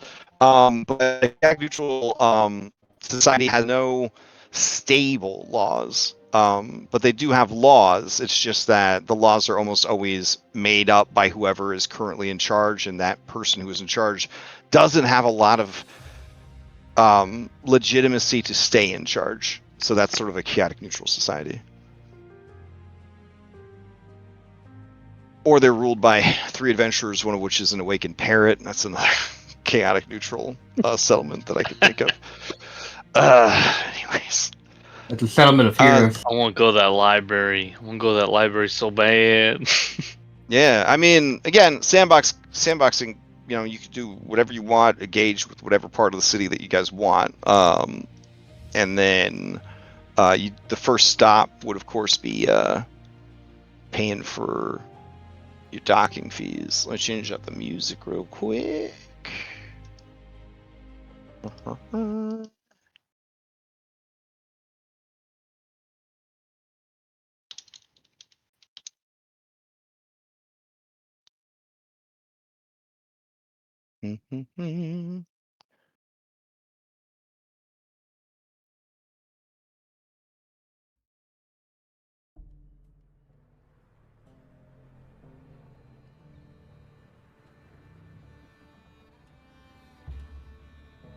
We'll just go with this one. There you go.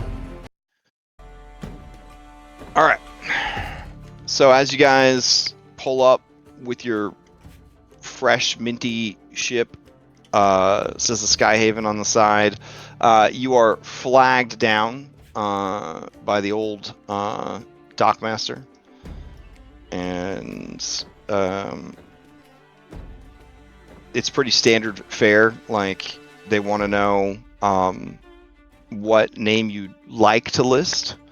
Obviously, you've put the name of your ship right on the side, so they kind of, you could list any name you want, chaotic neutral society, but like they know what the ship is actually named. And then the name of the captain, and then your business here, and generally most people say trade, one word. So who is going to handle this? Captain, do you push this onto your quartermaster? That's traditionally what is done. Captain's too good for this job, traditionally. Remember, quartermaster's the assistant manager, so any shitty jobs that you don't want to do, you'd have the quartermaster do them. Jade goes to open her mouth, but then gets embarrassed that she's going to mess things up again, and just kind Aw. of elbows Goldleaf, and then just gives him a look like, "Help me, please." He'll just kind of give you a nod.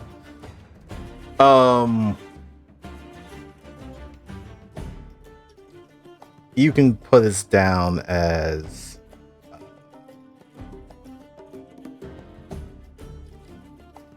Garden of the Sky. He looks past you to the boat Uh-huh. where the name is plain, right? Uh-huh. And he nods his head and says, "Oh, absolutely, yes." As for our purpose, what if we said that pleasure is business and business is pleasure? That's more than I needed to hear. There he is. Oh shit. Why you gotta be so salt and peppery there? Well, That's me, not Jade. sylphs are traditionally very beautiful. Like as long as like it, for example. Okay. Yeah, like there's just something about combining air elemental with a primaterial species that just makes them very sexy. That's been happening since the earliest ages of magic, aka I love Genie. Or I dream of Genie. Excuse me, I dream of Genie. Is it Dream of Genie? It's Dream of Genie. Yeah. But I mean, All right. interchangeable, honestly.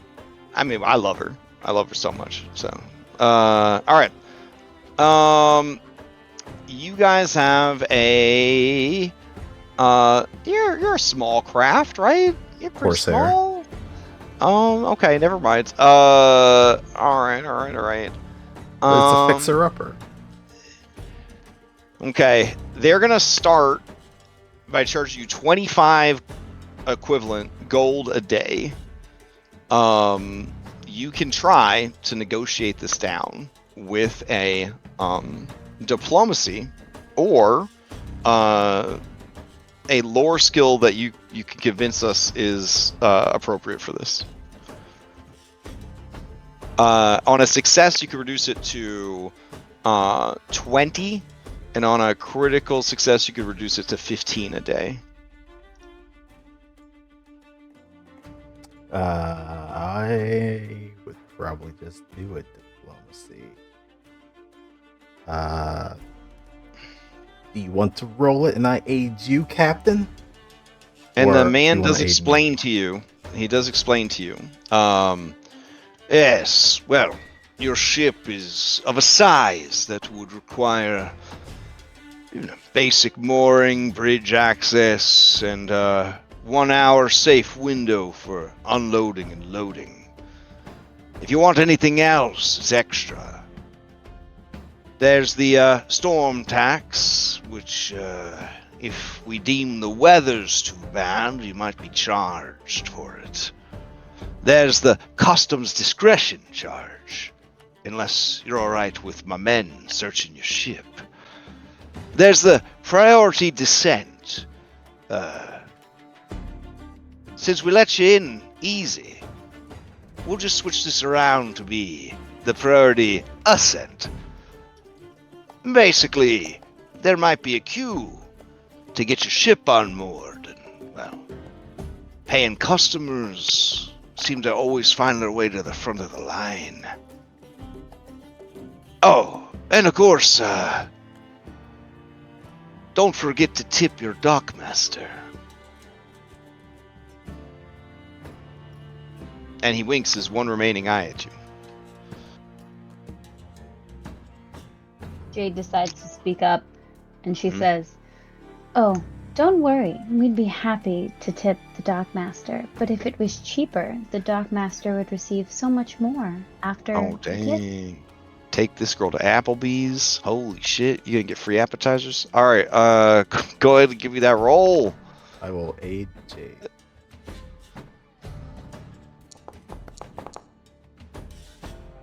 It's like a money laundering bribe when you think about it. Alright, hell yeah. So, you add a +2. That brings us to a 25. That is not a critical success, but it is a success. It does lower the cost to 20 gold a day, and you are charming enough that he considers that a treat in and of itself.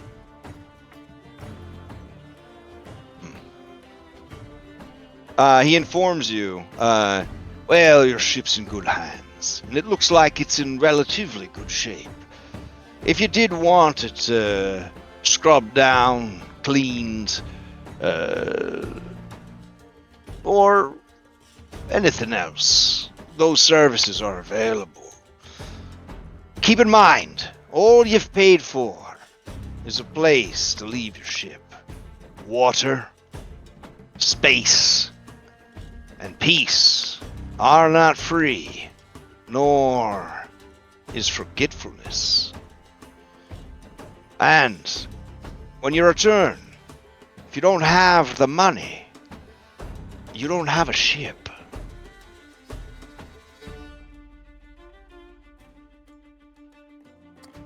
We'll definitely take that in good grace. Thank you. Thank you so much, sir. And then Jade reaches her tail out and just kind of swipes him ever so gently, like it was an accident. Time. You see a broad grin, and you see that despite his age, he got all them teeth. Take good care of them, brush and floss. See, now that's sexy. So Jade's kind of like, a long guy take. Listen, people that take care of their teeth, it is sexy. 100% agree. 100% agree. All right, you guys are now loose in the city of Port Eclipse, the most infamous pirate city in all of, in my opinion, in all of Pathfinder lore. They'll actually tell you it's Port Peril because across like 7 books, I could only find like 9 paragraphs about Port Eclipse. So everything you're hearing tonight, I just made up, except for the mayor. But listen, that's the fun part of doing homebrew. Where to? It's early in the day, but people are already drinking. It's like Pirates of the Caribbean animatronics. You look around, someone's pissing into another person's mug. They're drinking it. People are laughing. It's wild out there. They're just having a good time. You see a sea of yellow exclamation marks briefly appear above the heads of almost everyone in the city. We run the other direction. The timer's just started. That is true. Yes, absolutely. Not again. So Songbow knows that we should start looking for our crew, but he's also like standing on his tippy toes, craning his neck, trying to see any sign of this walking library. Oh, nice. Okay. Yeah, go ahead and give me a seek action, a perception check.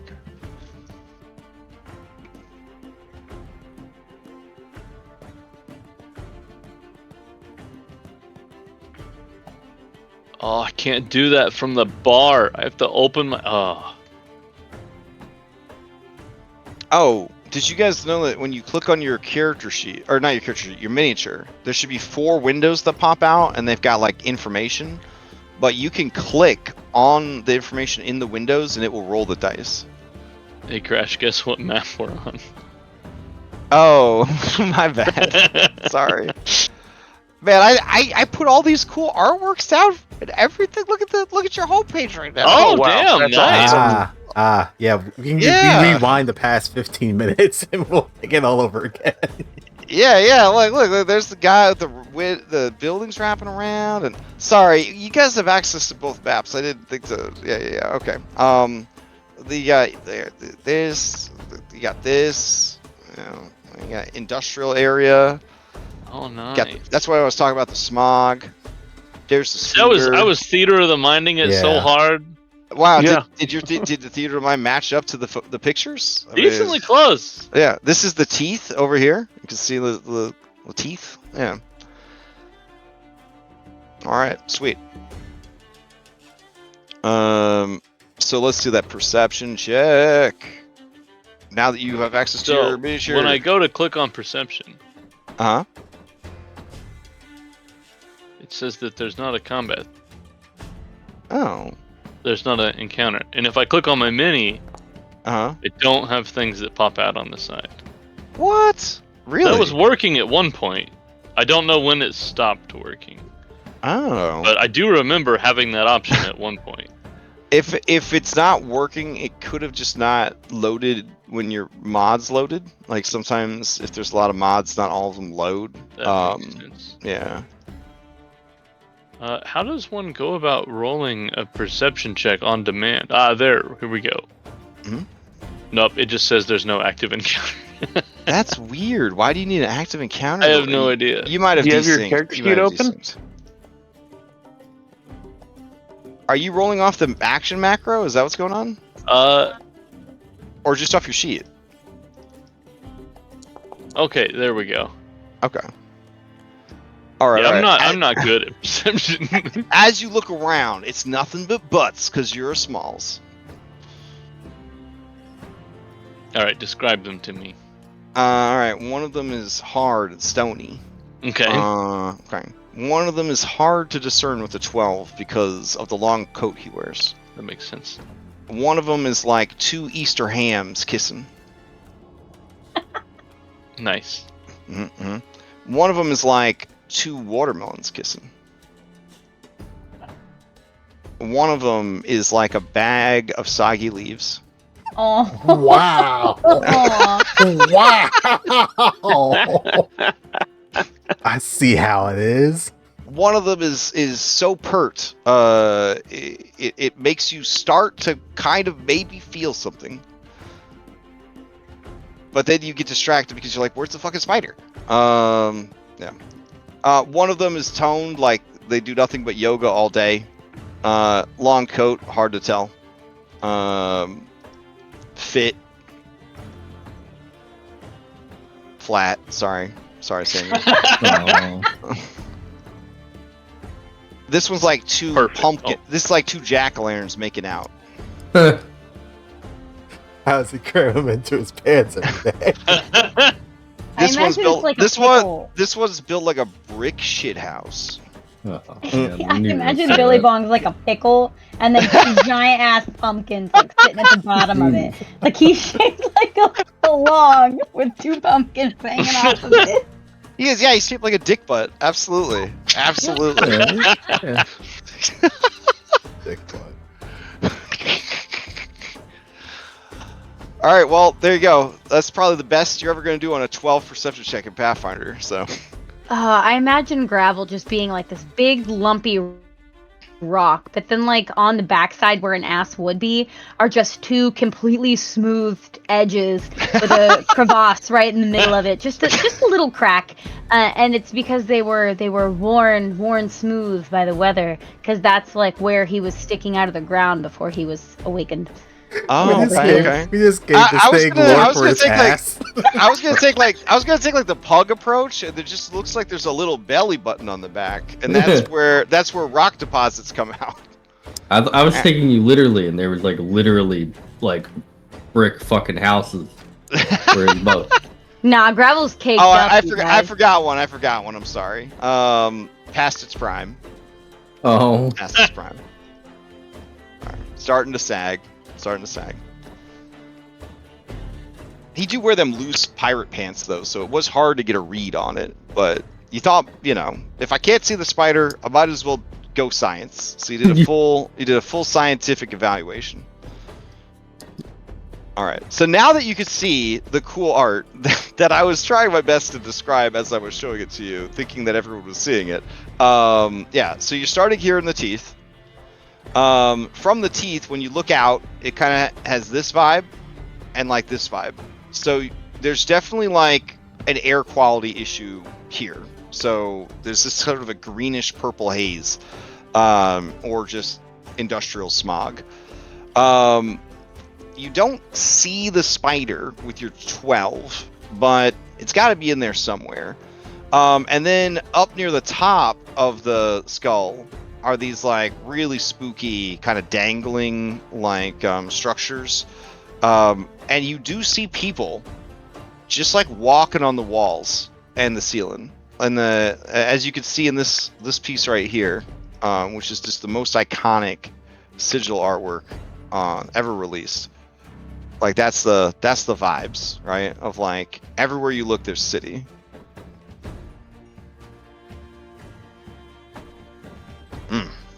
Like some Doctor Strange shit. Pretty awesome. Yeah. So yeah, where to? Well, there's only one place marked on my map. Cox Oh, Landing. Cox Landing. Okay, so we're heading to Cox Landing. Dude, we need Is that- to head to a really seedy place, right? To try to track down what could have happened to our crew. So of course, The Cox Cox Landing. Landing. Mm-hmm. Okay. I mean, it's the most upscale brothel. It's like probably the least seedy brothel, but You go to Peggy's. yeah, you got I Peggy's. thought I wanted to go to Peggy. Oh, that's true. Yeah. Oh, is that so? You're going to Peggy's is right down here. I mean, you're right there already. We're almost there. Let's go, All right. everyone. Let me change up the music. Hold on. Where's my undead brothel music? I've got my addiction suppressant. I I've don't got think there's enough to resist Peggy. Oh no. Undead brothel music extended. I don't want the short version. I'm curious to see what results you get. Decadent Noble Party. Warcraft 3 Undead theme. Okay. Hmm. Okay. You know what? We'll give it a shot. Is there a specific theme that plays in the WoW Undead City? Oh yeah, In they Undercity? definitely have. Yeah, they definitely have their own music in their city. It's got that weird like kind of like in the background. It's like because it's like trying to be a little Tim Burton-y because of when the game came out. But this can actually work pretty good. Undead theme. All right. I'm down. All right, so as you guys are making your way through, it's honestly not as spooky as you thought it would be because it's like well lit. Do you know what I'm saying? Like a haunted house is never as scary during the day.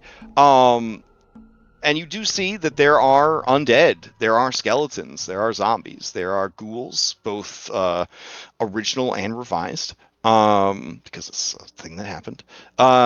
And you do see some individuals who very much look like returned. Like they're not as desiccated as the zombies. They're not as feral looking as the ghouls.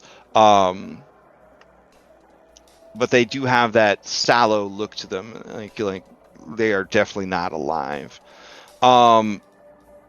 They see you guys, your eclectic mix, and the only double take, the only kind of like side eye they give you is that this is sort of like an undead community, and like none of you are really undead. You know what I'm saying? So there is sort of that, you know, you came to the wrong neighborhood vibe, but like there's no hostility for like example you being a human or you being like a Minotaur Sylph or anything like that. It's more just like you are not undead, you're outsiders. And there's a lot of you, right? Because I don't think anybody wanted to stay with the ship, right? You got your whole crew, you got a living boulder, you got a guy that looks like a dick butt, you know what I mean? So like this is like you look like tourists, you know what I'm saying? You got off the bus and like all 12 plus 13, 14 of you are like making your way across these rope bridges and stuff like that. So you are definitely drawing attention. Because of the massive size of your group. So did none of us stay on the ship? I mean, everybody was really curious. Like, did you want some people to stay with the ship? Probably a good idea to have somebody stay with I feel like that would have been the smartest thing. Maybe we like right. go and like get All up to shenanigans and waves or you something. says, all right, I will stay with the ship. My life is forfeit anyways. But see, now I feel bad about you staying with the ship.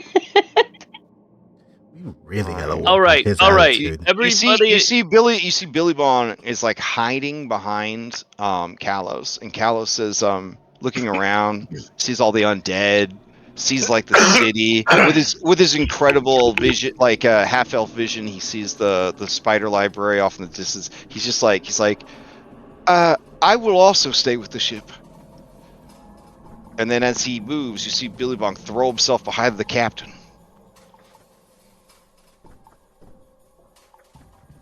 All right.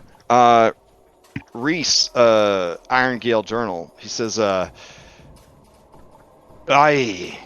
can stay with the ship if you'd like. I have a lot of enemies here.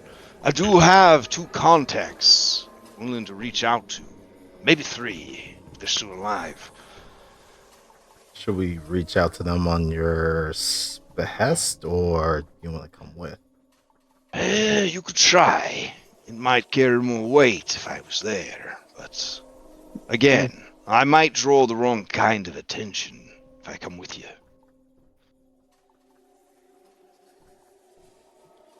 I think we're drawing attention either way. I'll write down their information, and you can make the decision for yourself. Does that work? I mean, Cloudhoof does bring up a point. We're still a pretty large group. It's not that we won't draw attention without Captain Reese. We would just draw a different type of attention. We could just say fuck it and just have everybody come with. I mean, I think maybe officers should come. That's what we're calling ourselves, right? And then maybe you guys can have shore leave in groups of 2. There is immediate grousing from the non-officers as they head Look, back. I to the didn't ship. say don't go. I just said only go out in groups of 2. You see the mutiny meter go. Billy Bong, he cries quietly as he heads back. Gravel, he looks up at you. How could you make Gravel go back to the boat? or show of hands, who would like to go and take a look at the Big Skull City? They all raise their hands. Even the 2 that were okay with watching the ship now raise their hands. Well, I mean, we All right, draw straws to see who the first 2 to go out are. You can rotate out in 2-hour increments. Okay. Billy Bug says, only 2 hours? I Go got a with lot it. of horn to do. Come on, everybody, let's go. We're Billy wasting Bong, I time. know that takes you like 3 seconds. Hey, there's a lot You're of allowed 3 seconds to 2 hours. Wait, Songbo, are you? It's not Wait, about quantity. Quality, it's quantity.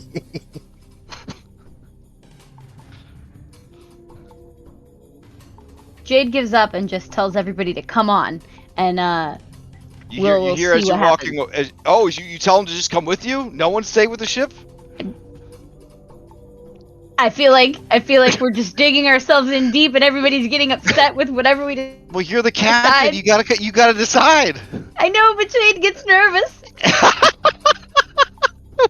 Jade digs her feet down. Jade digs her feet down and says that there's 8 of them over there. I think, yep, there's 8 of them over there. There's 8 of you, so 4 of you, come, let's go. The other 4, stay.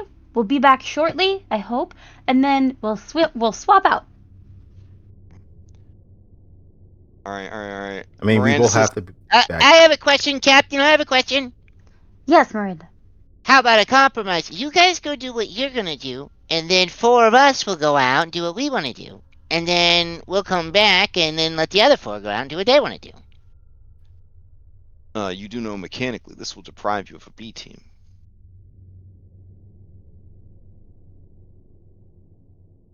I But still say don't ever split up. It will give them freedom. It will give them freedom, which pirates like.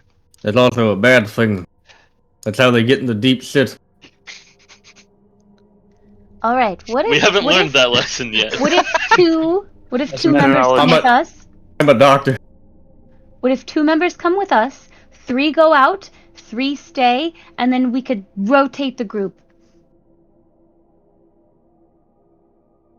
Okay. They all kind of nod. Okay. All right. That's actually All right. that's actually a pretty good compromise, Captain.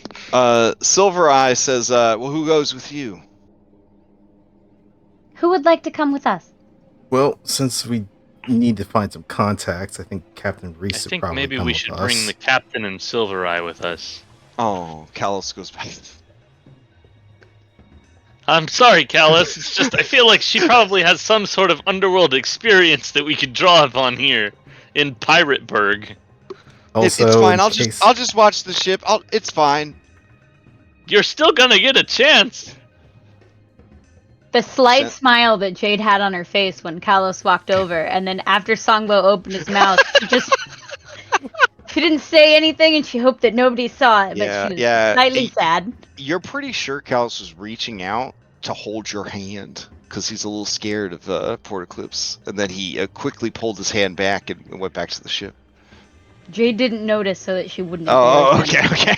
Can I fail my perception check on purpose? I do it every day. I do it every day. All right. So 3 of them stay with the ship and 3 of them go out. Okay. All right. So Samuel, Billy Bong, and Miranda go out. Oh, Jesus Christ! yeah, I figured that was gonna happen. We're going to You hear fight our way out. Miranda of it. ask Samuel, like, "Are you married? I guess it doesn't matter because you can never go home to her." Oh, ouch! We're going to have to kill our way out of here, aren't we? Sir. Well, I mean, if we do, we have Silver Eye with us. So I hope not. This is neutral ground. You know, you're trying not to get into too much trouble. They have rules that they change every 5 minutes based on how Venture is feeling. Jade All right. turns to the whole entire group before we leave, and in her best sternness as she possibly can. Everybody needs to be on their best behavior. Please try not to draw any attention to yourself, but at the same time you are welcome to go and have fun as you wish.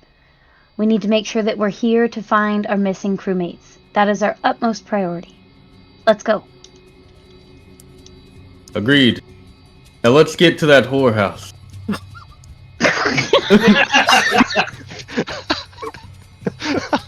nice.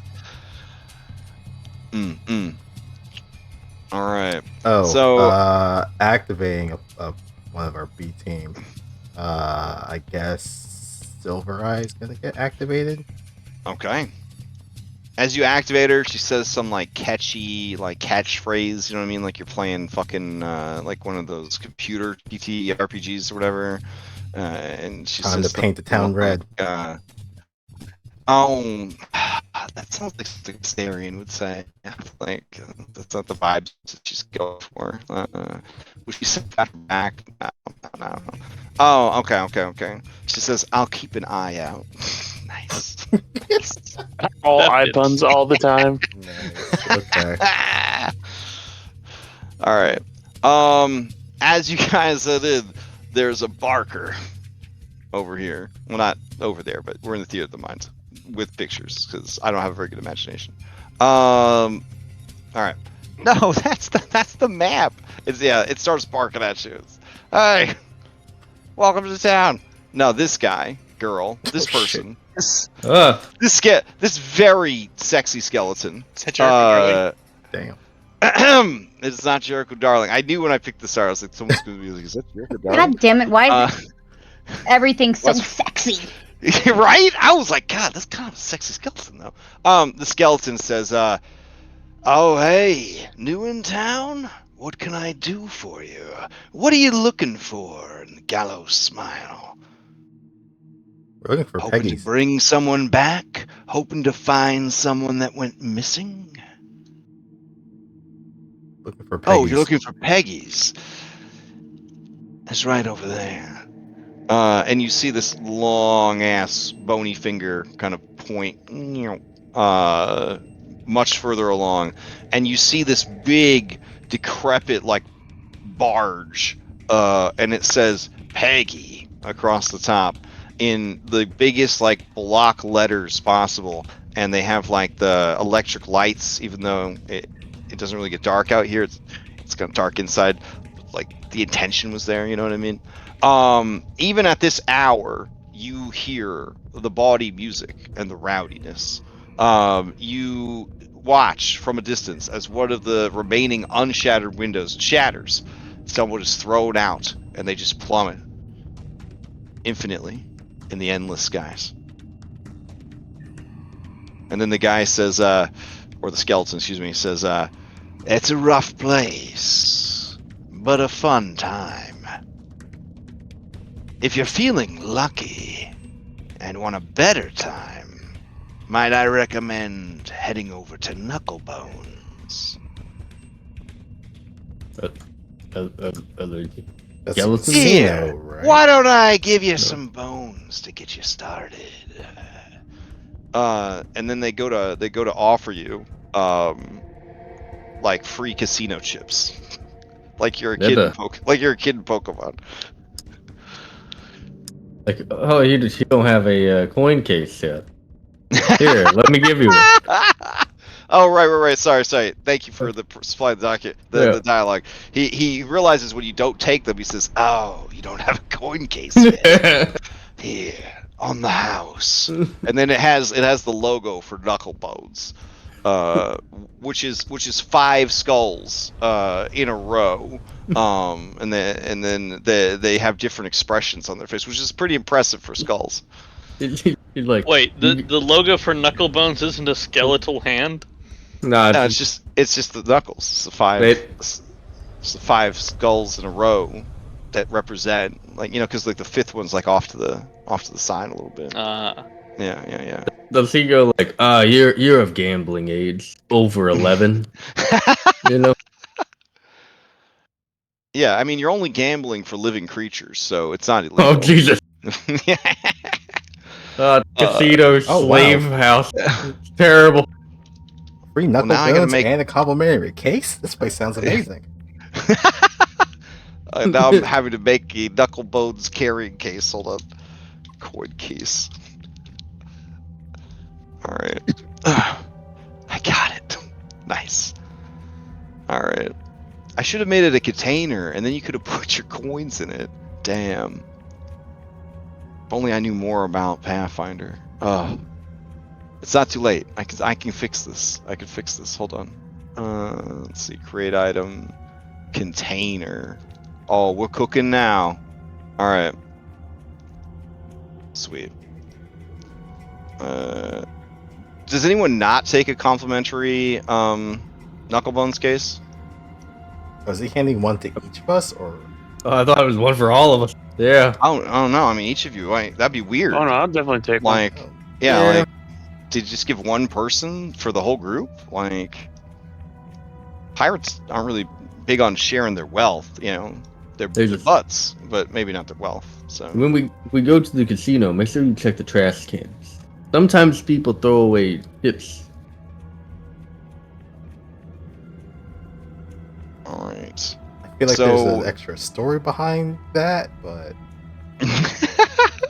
It's just In Pokemon. Pokemon, if you go into the casinos and check the trash cans, or if you check other like seats at the casino, Mm. you'll just find like hundreds of chips just hanging out.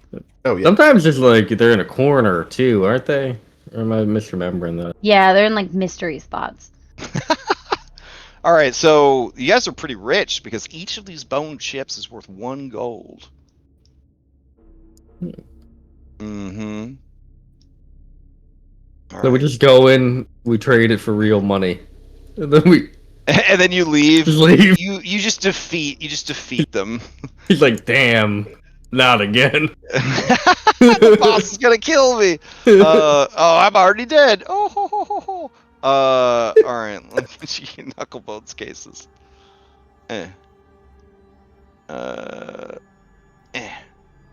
I couldn't figure out how to preload them with coins. So I'll just put them in real quick. How hard could it be? Did any of you get them? yeah, Right. Oh, okay, sweet. coin case. All right. Hype. Yep. All right. Let's see. Where is that coin case? Oh, you got a lot of equipment. There we go. All right.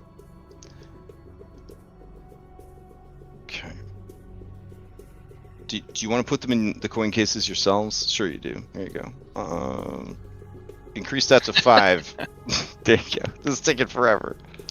Alright. I mean, I like how I've given you these. You are under no obligation to go to this casino at all. I want you to know that. Don't let now that you mentioned it, don't let street markers vendors, yeah. guilt you into going. Just because these coins are worthless unless you cash them in the casino, and just going to the casino would get you 5 gold each. Just saying. But you don't have to go. You could just ignore it and have worthless coins in your pocket that could be worth 1 gold each. Do you see how they get you? You see how they get you? Mm-hmm. Imagine you're a 10-year-old. Yeah. It's sinister. Sinister. All right. So the Barker, he says, maybe I'll see you around. maybe. It's always nice to see some fresh returned. And he gives like a bro nod to Goldleaf and Jade. Jade just kind of looks down. All right, you guys continue on to Peggy's. Yep. All right, let me see. Where's my brothel music? Body brothel music. Calling it right now. It's going to be Witcher 3. Top result. Oh.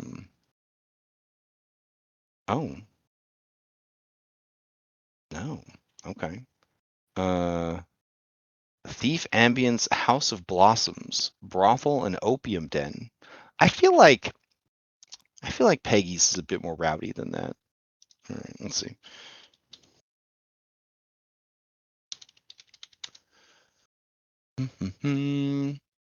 Rowdy Tavern with ASMR.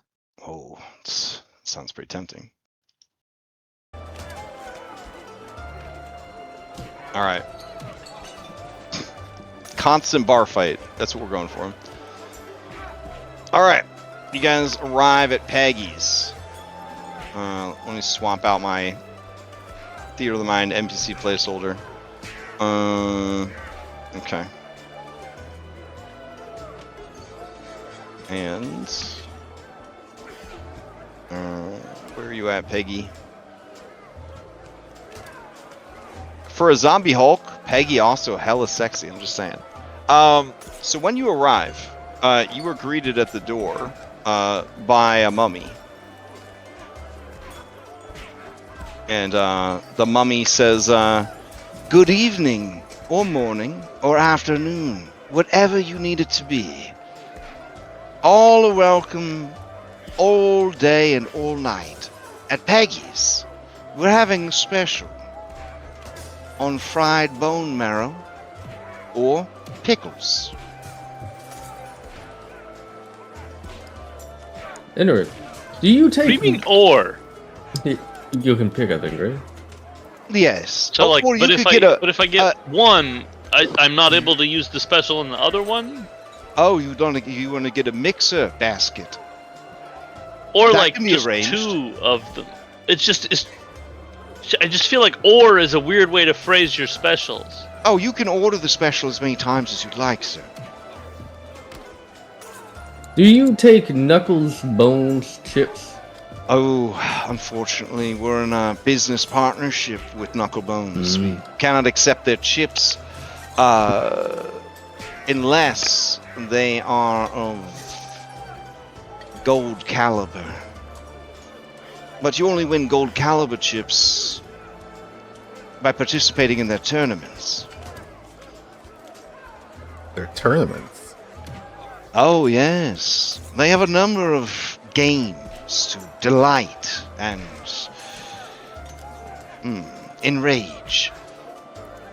But the prize for winning a tournament is a gold chip, which can be used here in our establishment for either the all-you-can-eat buffet, 1-hour limit, or a night with any one of our incredible hosts. Are there any penalties to for say- not winning the tournaments? 1 hour. Are there any penalties for not winning the tournament? It depends. If you're playing the Soul's Gambit, there's a good chance that you'll lose your soul. That's pretty bad. It sounds like it. Yeah. Sometimes a finger gets chopped off during the Beyblades tournament. Is that like a punishment or like an accident?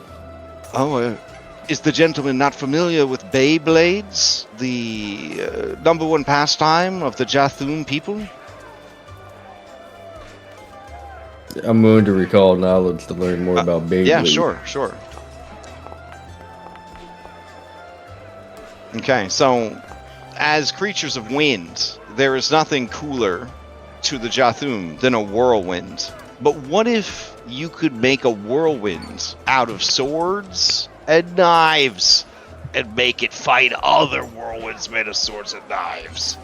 Thus was born Beyblades, spinning tops covered in metal shards that kill each other in battle.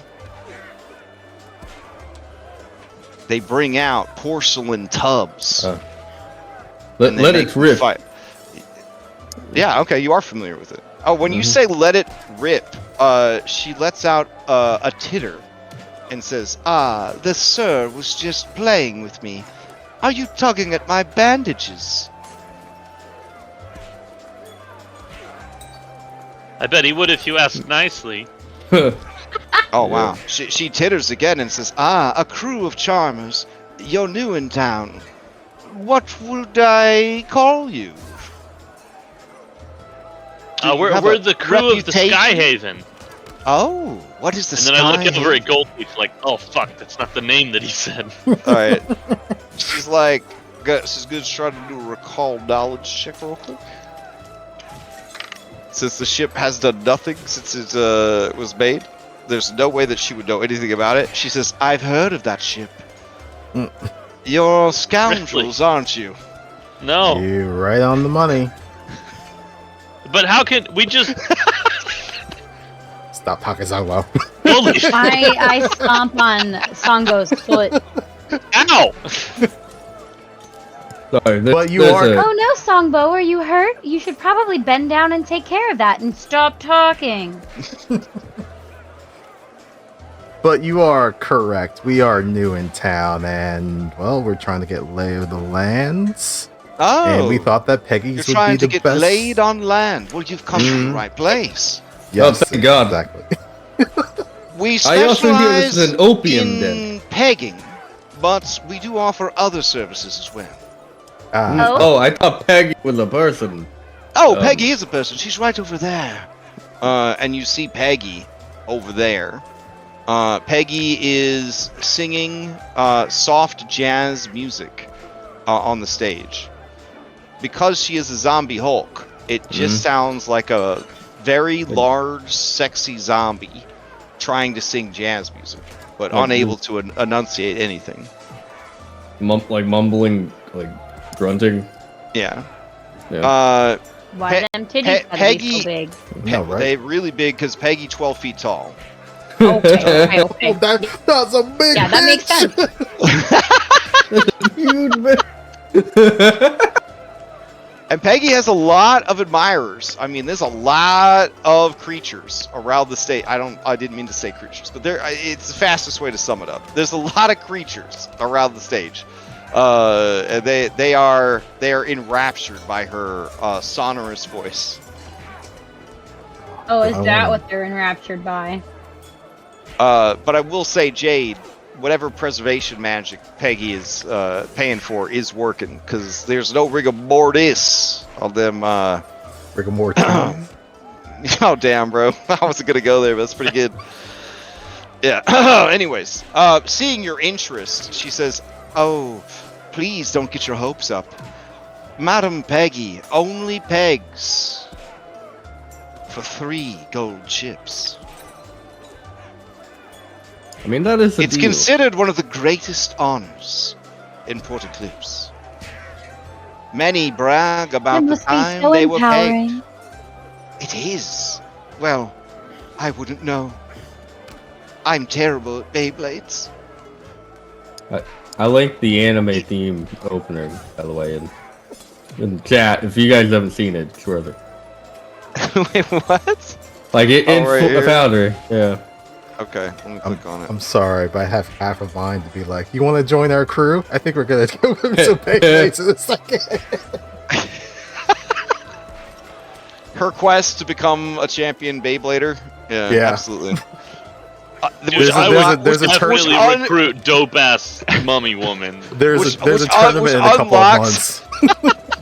Which unlocks a secret archetype class called the Beyblader. Well, it's gotta be a summoner. Because in the anime, they do summon monsters from the Beyblades that fight. Incredible. All of the It's monsters Digimon have the era. all of them have the whirlwind feet. All of them have the whirlwind feet. Yep. Whirlwind strike.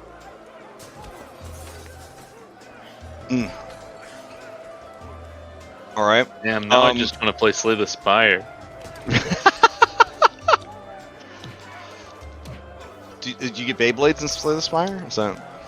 There's an ability called Whirlwind that one of the I got classes news. gets. There's a couple of whirlwind abilities in Pathfinder 2. Anything that's in WoW, they snuck in. Don't worry.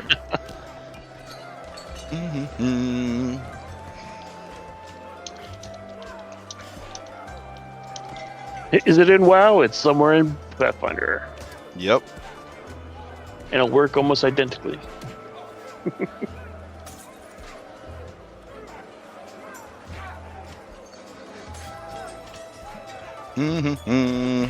Well, I mean, looking around, you see that there is food and drink suitable for living, somewhat living, and dead people. Drinks, entertainment, and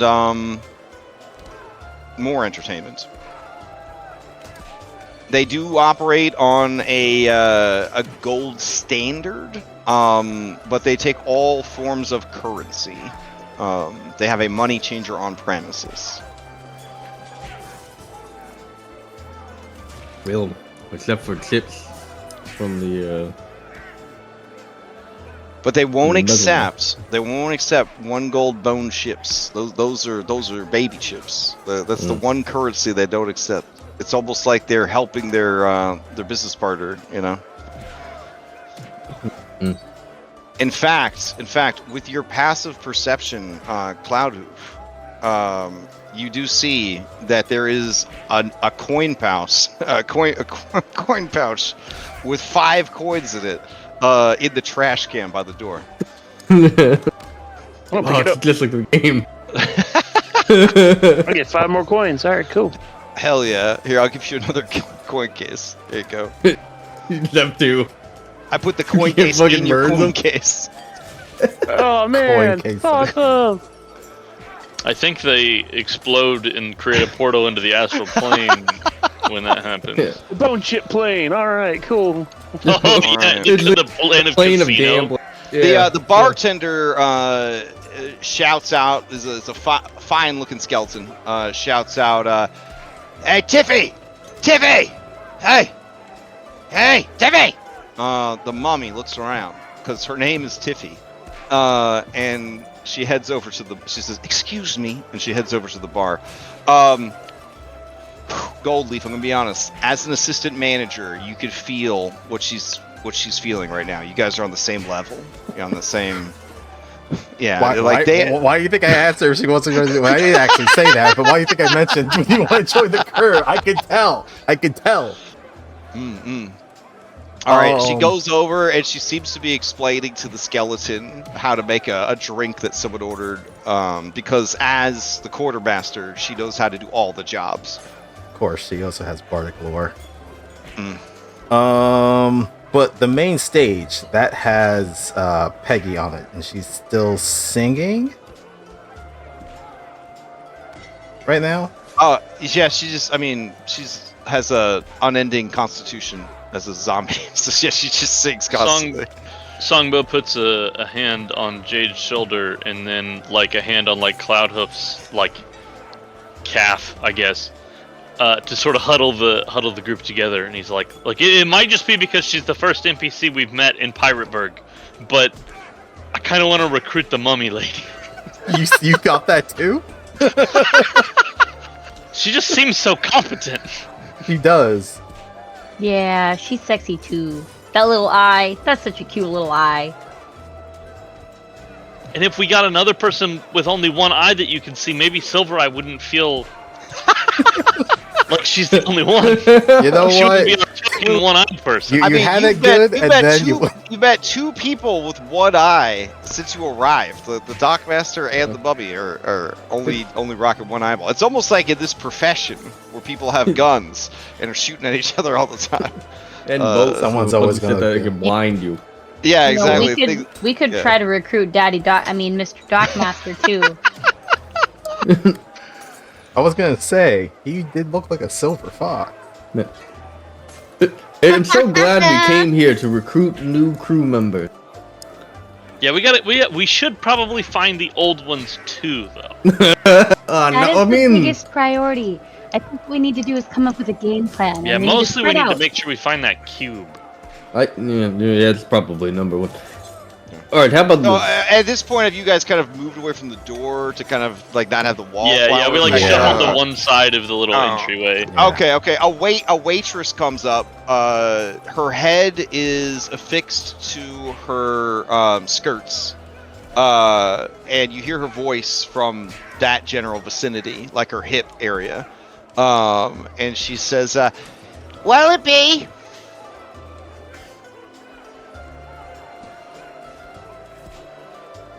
You can't just sit here and enjoy the music. You gotta pay for something. I'll have one. One what, sir? You want a pagan? What's that? Yes, yes, he does. He "Oh, does a sir." big- I look Sir, at him and sir. say, no, I have both legs. She No, enjoy turns her hip so that she's looking you in the eyes because you're short and she's a headless zombie, and she says, Sir, are you a stranger to the marvels of pegging? You must not have been at sea for long. Pegging has a rich and storied history throughout the I know. nautical People profession. get their leg cut off and they get it Oh. replaced with a peg. Oh no, one of you his parents? I'm a grown man. I'm not I- touching that one. no. I'm a Oh, grown. you there, Mister? Hey, Mr. Big Boy. Nice. I don't think you should. Look, there's no age limit here, but I don't think your son's ready for this. I'm in my 30s. If I'll- you know, if you would like, you can explain it to him, and I'm sure he would be thrilled to learn all about it. He's definitely of Listen, age. I He's ain't no PE coach or health instructor. Okay, if he doesn't know what pegging is, that's your job as his mother to tell him. No, he's older than I am. So you say? Also, very obviously different species. Although, never mind. So what can I get for you exactly? Do you want the specials? We got fried marrow or fried pickles. I'm gonna go get myself into trouble and go to the casino. These Check out Ed's Big pickles, Pickles. these pickles are pretty fresh from what I heard. Pretty fresh. Yeah. The hell for Does that mean they're less pickly? Because they've had less time to pickle? Is there a Yeah, pickle, that's a good point. is there What a do you mean pickle less saurus time? here? What do you mean less time to pickle? I don't follow you. The process of pickling is putting it into a brine, and so What? the less time you've had to pickle. Oh, I there's mean, no- they- No, they- it's from a we- pickle yeah. source. What the hell are you talking They about? they show up in juice, in pickle juice. Yeah. The barrels get delivered. Okay, so by fresh you mean like newly delivered. Right. Yeah. We're Peggy's splitting got hairs. bringing the Peggy's a shrewd businesswoman. She's got a whole like import-export exclusivity on these pickles from and she turns her hip left and she turns her hip right, so look around and make sure nobody's watching, and she puts her hand down by her hip where her mouth is to kind of like, make it a secret, and she says, You ever heard of Cucumber Island? Cruel Cumber Island? In the Mhm. mythical pickle source. Nah, I've heard the legends. oh, you have? Okay. Yeah, it's just a sky beast, you know, that a bunch of leshies live on the back of it, and apparently that's where the pickles grow. It's a trade secret. No one knows how they're made, but they sure are good. That wouldn't have pickles. I've eaten a few, even though I have to throw them back up because I don't have a working digestive system. They're But can made you of still lettuce. taste? Oh yeah, I got a tongue. And she licks her lips seductively at you. It wasn't really that you still had a tongue. It was just that I like with. Are you? I don't know if this is rude. Are you rotting? Do you taste that too? Oh, Peggy teaches everybody the secrets of what does she call it? Not getting gross. Oh, that seems like a good secret to know. Yeah, I was in a real bad way when Peggy found me. Just cradling my head in my lap, sobbing into my lap. Did you return with your head already missing? When you say returns, it gets real quiet. And then Peggy stops singing. Just look at Songbo like, God damn it. Everybody turns and looks at you guys. And Well, I have your attention. And then Peggy. Peggy points and taps the sign on the wall. It says "No returned talk."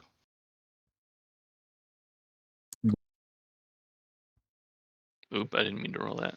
I think they might be prejudice against the return. We shouldn't bring that up. Well, I get Right. it. What's your past life is your past life. It's not this life anymore. Note to self: always keep Songbo on the ship. Check. Got it. For the rest of the campaign, Nathan has to play a random B team member. It's fucking Billy Bong. It's fast track to Billy Extra Bong. life. He swaps the Billy Bog whenever they has to play on the shore. Honestly, that's not even any better.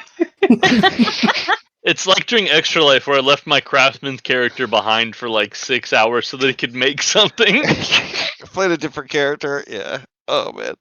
All right. All right. Everybody's chill again. The music starts back up. Okay.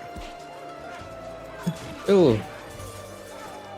Do you feel like a certain camaraderie with the place that you live in now, since it is also a severed head? Oh, she says, you know, I never thought about it like that, but maybe it could. Yeah. So, in order to What get if, Songbo, like, there's a bunch of small little pirates living inside my head right now? Maybe.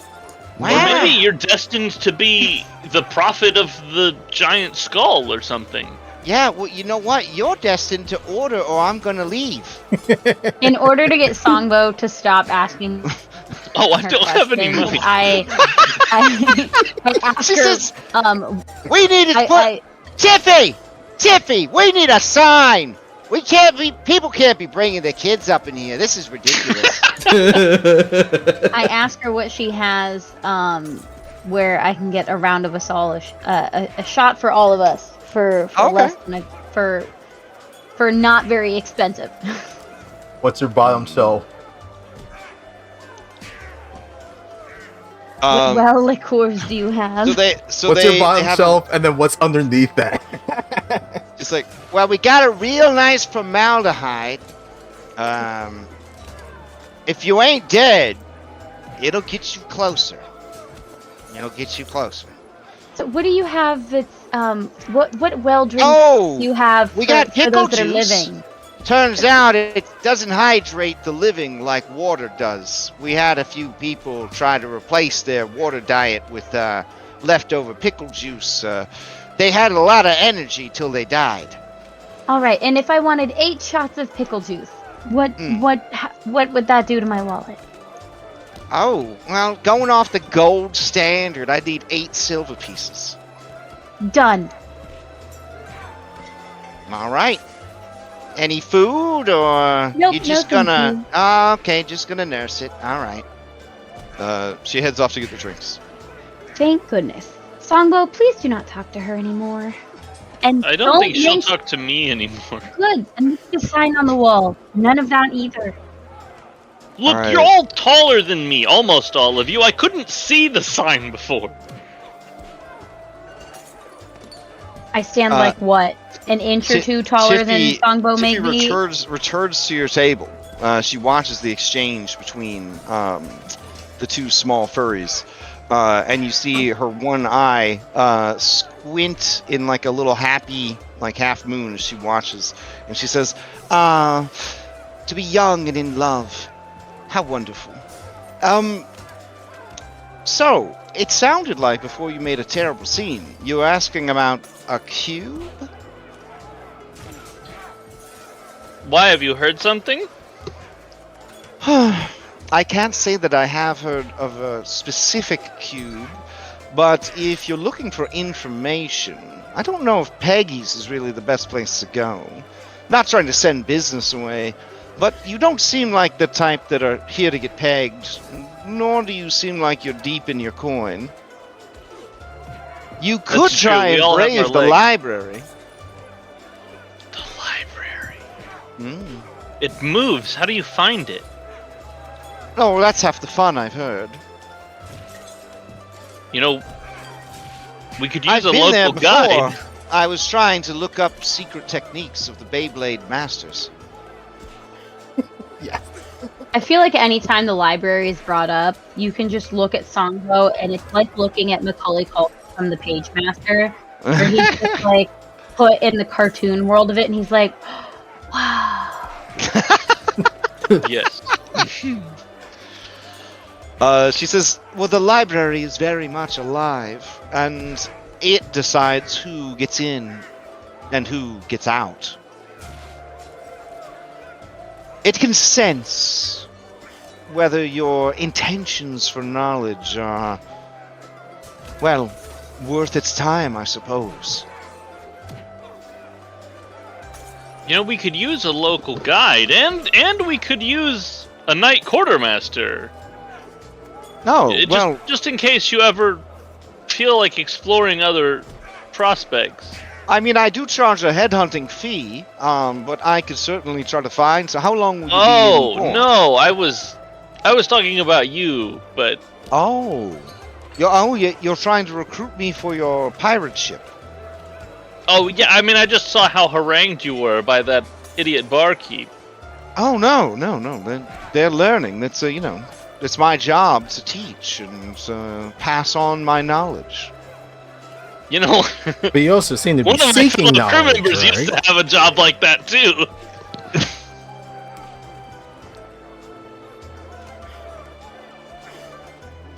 But you also seem to be seeking knowledge, right? Maybe you can help us out a little bit. Oh, I see. You want to get free information from me. Well, no, you seem to know about this library, and if you're also seeking information, that would also help us out as we're also seeking information, so we can seek it out together. Oh, no, sadly I found the information I was seeking. I just really suck at Beyblades. Well, I know all the techniques, all the ancient secrets, all the mysteries of the sport. But every time I put my Beyblade in the tub, it just gets knocked out immediately. Can I see one of these Beyblades? I've yet to see any. Oh, well, you can see it, but you can't touch it. Okay. I call this is my star Beyblade. I call it the Pharaoh's Grudge, and it just looks like fucking Yugi's amulet from Yu-Gi-Oh. with just some plates on it. Yeah. Well, the blades don't come out until it spins, bro. Well, Blades don't come out until it fair, spins. fair. Did you yell "Let it rip" when you threw it into the Oh, tub? she titters again inside the band-aids. It's just the most beautiful tittering laugh, and then she says, "Oh, I'm too shy to say something like that." I think that's your problem. You have to do it. Yes, my boyfriend tells me that all the time, that I need to be more confident, but I don't know. I'm pretty happy with my lot in life. Well, hold on. Is he one of the ones that likes it when Never you're really mind. We don't need to vocal? talk to her anymore. What? What the hell? Okay. I was just making Sango immediately turns his chair. Just here. no, this was Lex making a joke of just Oh, like, okay, she okay, said okay. boyfriend, don't need to talk to her anymore. We're done here.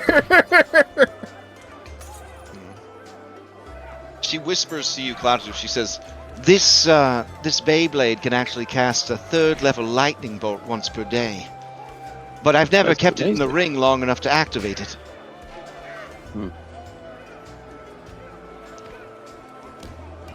She sighs. "I guess if I had one thing I wanted to do, it would be to travel to the Jathum city nearby and watch one of their Beyblade tournaments in person. I only ever hear about them secondhand by the traveling Jathum who frequents our establishment from time to time." Ooh. I'm definitely intrigued by Wait, hearing about the Dathoon. When you was said the that last time they visited? Oh, there's some in the city right now. There's always Jathum in the city. They are fascinated by pirates. Even though they have their own pirates, they call them, what do they call them? The things where you are a pirate, but you work for the city. And they Privateers? pretend... privateer. Privateers, yes. You pretend that you're guards, but you're really just pirates. Oh, Yeah, I was thinking every- politicians. Okay. Every Jathum city has those. In addition to their navy. Well, I guess it would be an air force.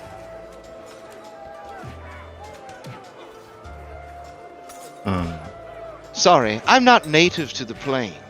I was brought over here as an oddity, and, well,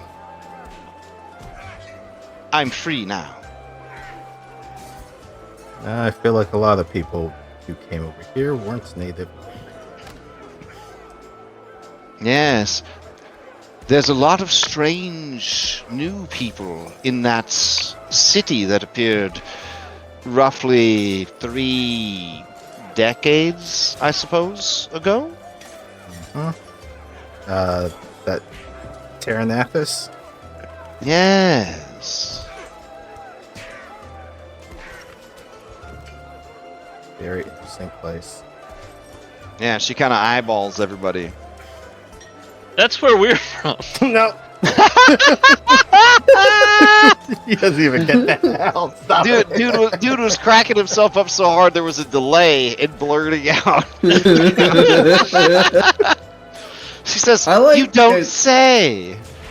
I would have never guessed. No, like now to you think don't you- have to. I like to think that canonically, he just like everything goes quiet, and to break the silence, he's like, "I gotta break the silence. I gotta break the silence. I gotta break the." You know, Just there's too much silence. Gotta keep the conversation going. All right, you hear someone yell, "Jimmy! Jimmy!" She says, well, it's been very nice talking to you. Perhaps we'll meet again." And she heads over to put out another fire. This time it's a literal fire. She's scared because she's a mummy, and in Pathfinder, that ain't a good time when you're a mummy.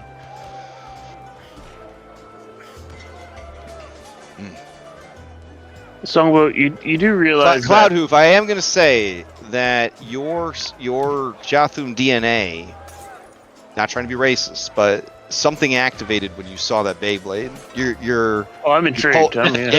your pulse quickened a little bit. You know what I'm saying? Like you're oh wait, the blades pop out when it starts spinning. You say, you know, like it was like your nostrils are flaring a little bit more. Yeah. Okay. Silver Eye says, well, this is a dead end. Seems. You told us on the ship that Peggy, once you get her drinking, she can answer any secrets. I'm starting to think that was nonsense. But we haven't actually interacted with her just yet. So you second- volunteer. Yeah, sure. But Captain Reese, is one of your contacts within this area? Ah, yes. I'm looking up his contacts real quick. His contacts. Oh. Okay. Okay.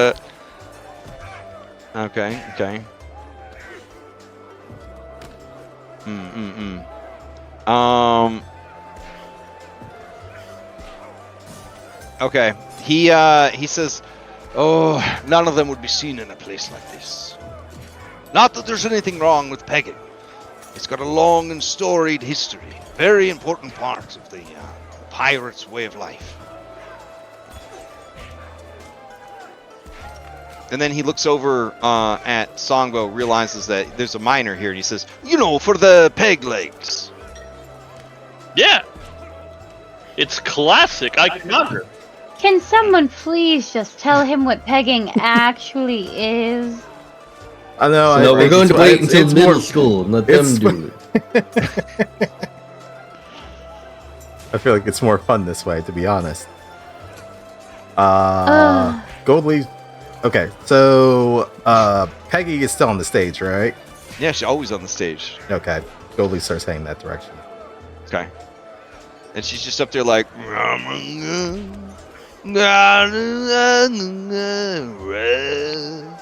everyone's just like, "Fuck yeah, Peggy. Fuck yeah." All right. You approach. You gonna catch her eye? I need to see some kind of moves here, some kind of dice rolls. This is Pathfinder. Yeah, I know. Goldleaf is gonna start singing. Some poor Pathfinder kid who made it this far into the stream is like, "This isn't Pathfinder." What an abomination is this shit? They're just talking about pegging the whole fucking night. It's an important part of piracy. Given this, For the legs. given For the this legs. episode of downlight. Yeah, it's like Hell yeah! Thanks for the engagement, sucker. they tried to. Oh Jesus, man! The whole summary of the session. The gang tries to teach Songbo about pegging. The gang goes to Peggy's. Gang goes to Peggy's. And then Well, that's the Always title. Sunny You got the starts title playing. now. Goldleaf is kind of goes up to the stage and kind of watches her and listens to her, and then he's gonna start humming an accompaniment to her song. Okay. Oh, all right. Give me that performance check.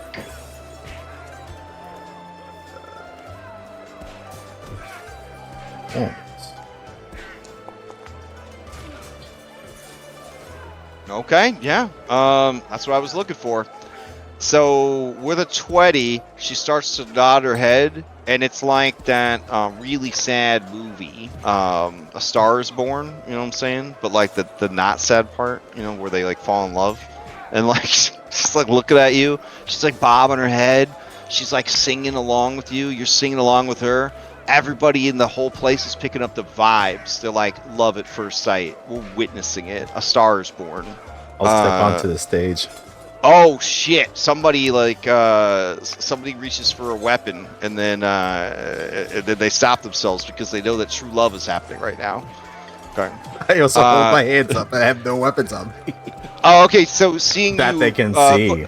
seeing you hold your hands up, she understands that sign language for uppies, so she picks you up. Yes. She holds you like a baby in the ocean of flesh that is her undead bosom, and she coos to you, making zombie sounds. Oh my god! And Goldleaf will coo back. Oh shit! Somebody says, "I can't watch. It's too erotic," and they run out of the establishment. What's happening over here? I'll tell you what's happening with your NPCs. The captain has a look of wonder on his face. His cigarette, which is perpetually lit, is dangling from like a thread of saliva because his mouth is agape. Silver Eye is nodding along with the music, like Okay. Okay. How are the rest of you handling this? Lawrence has his usual face that looks like he disapproves, but you notice he's looking, he's watching. He's picking up tips. He's fixated. We've Well, learned everyone's that Lawrence is an distracted. ass man. Sorry. Oh, okay. Cloud, are you gonna sneak off to the casino? I know you mentioned that earlier. Yeah, Are yeah. you- Oh, okay. I got Cloud points. excuses himself for the bathroom. Doesn't come back.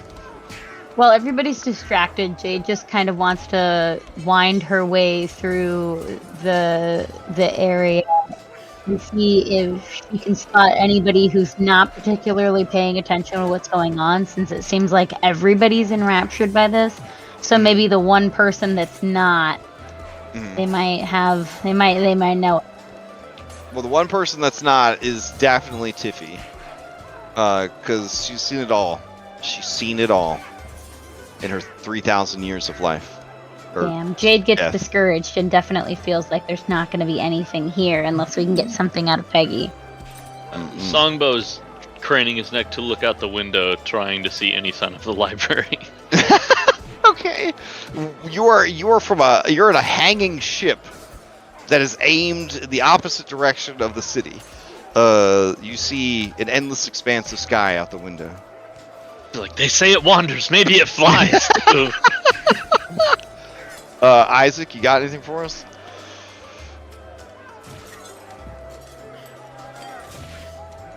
No? It's alright. It's overpowering. I get it.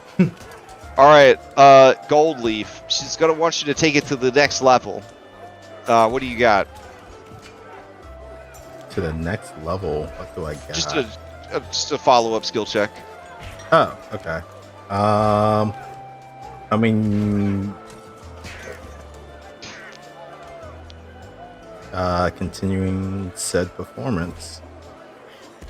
Yeah, I'm gonna reroll that. Okay. Oh shit! All right, so you take it up 2 notches, and it's obvious to everyone here that after all this time, Peggy's prince has arrived. You know what I'm saying? It's a foregone conclusion. There are jealous suitors who now want to kill you. What's new? And there are others who are hopeless romantics that see in you what could have been them. They whisper into their cups, "It should have been me. It should have been me." She takes you into the back room.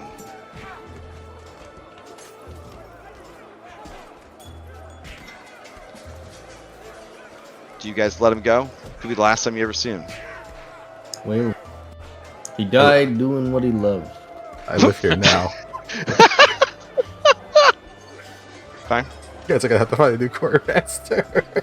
In the back room, Peggy, do you speak zombie? That would be what, Necro?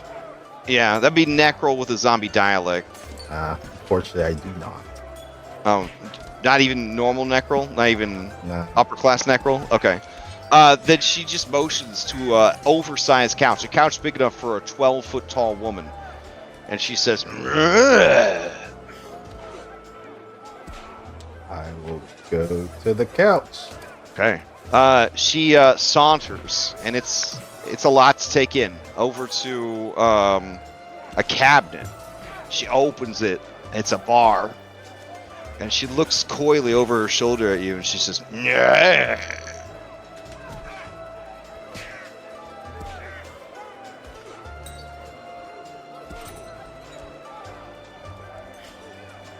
You got Sorry. anything? I'm laughing my fucking ass off right now. I'm trying not to laugh too loud. Oh fuck! What would he do? I mean, his body's not the same anymore. Oh my god! I think she's just asking what kind of drink you want. Yes, he'll put a thumbs up. He'll just do a thumbs up. He doesn't know what he's doing a thumbs up for. Oh, when you do a thumbs up, she gets a look on her face like I should have worn my Virgin Killer sweater for this one. and she says, and then she pours you, pours 2 drinks, neat, and she brings them over. Hers is like a bucket that you would find on your ship. Yours is like a thermos that you would find on your ship. She slides it over to you. Yeah. She raises the bucket of glass, sloshing with formaldehyde. I will raise the thermos. Of formaldehyde. Got it. All right. Okay. She says,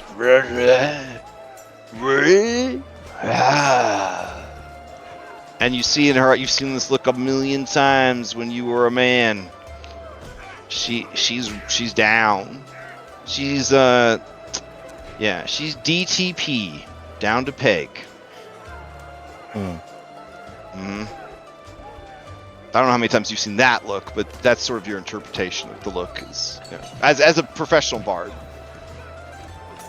Do you down your formaldehyde? He downs it. I'm gonna need a fortitude save. Yep. Okay.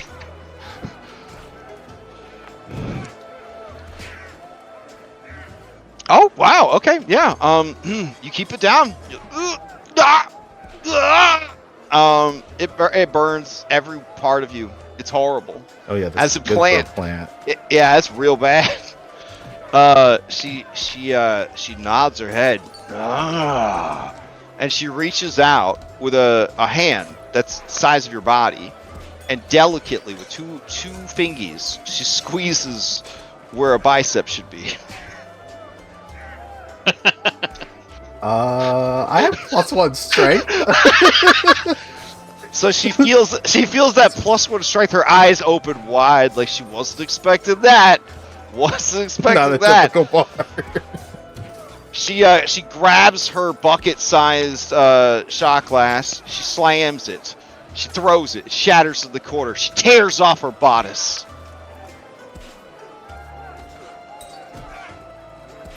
I make sure that. Well, Do- I do don't we actually fade- don't do we- actually do we- don't do have we to fade to breathe. I black? guess I'm going swimming. Do we fade to black? This is a fade to black.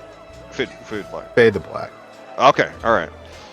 Well, we'll find out if you learned anything important about your missing crew members later. All right, Cloudhoof, you head over to the casino. Let me change the music out for I you. can't wait to tell Seraphin that Goldleaf put his ass on the line to get her back. The things I do for love. Well, we all know there's going to be like a casino Beyblade that you can only get there. Oh man. Let's see. That's how these games work, right? That or else I'll get a new companion. One of the two. Or you'll lose your fingers. Like those are the other options that you can have. Yeah, that'll never happen. All right. I really Right. hope you're right. You arrive at the casino. Hold on. Gotta spawn in some more NPC tokens. Ugh. All right. Ah, okay.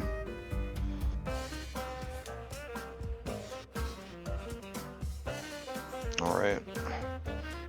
As you walk in, the doorman looks to you and says, "Hi, matey. Welcome to Knucklebones. You a big lad, aren't you? One of them tars.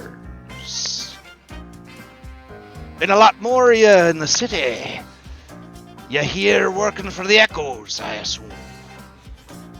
Down with Terrathis, they say."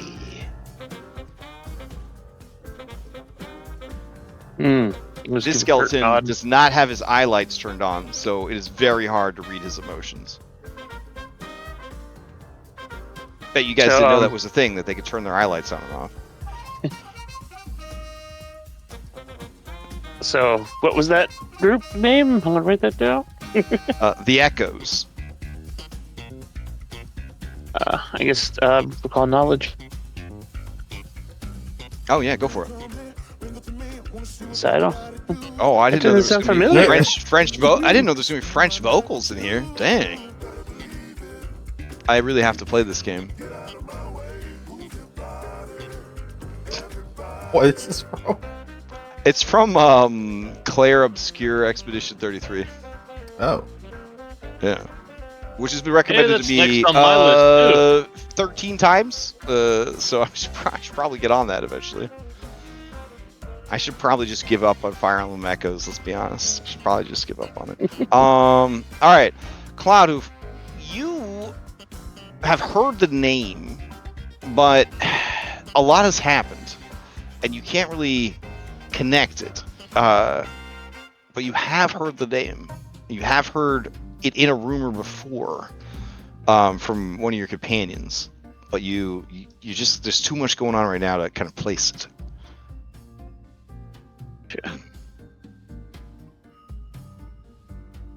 All right, the guy says, "Are you all right, matey?" Yeah.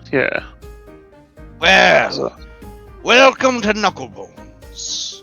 Over there, we've got those slot machines everyone's crazy about. But over there, they're playing Soul Drain. In case you fancy betting your life. Over there, the classic Knucklebones. And then, over there, you can bet on some Beyblades tournaments. This is a real thing in the game now.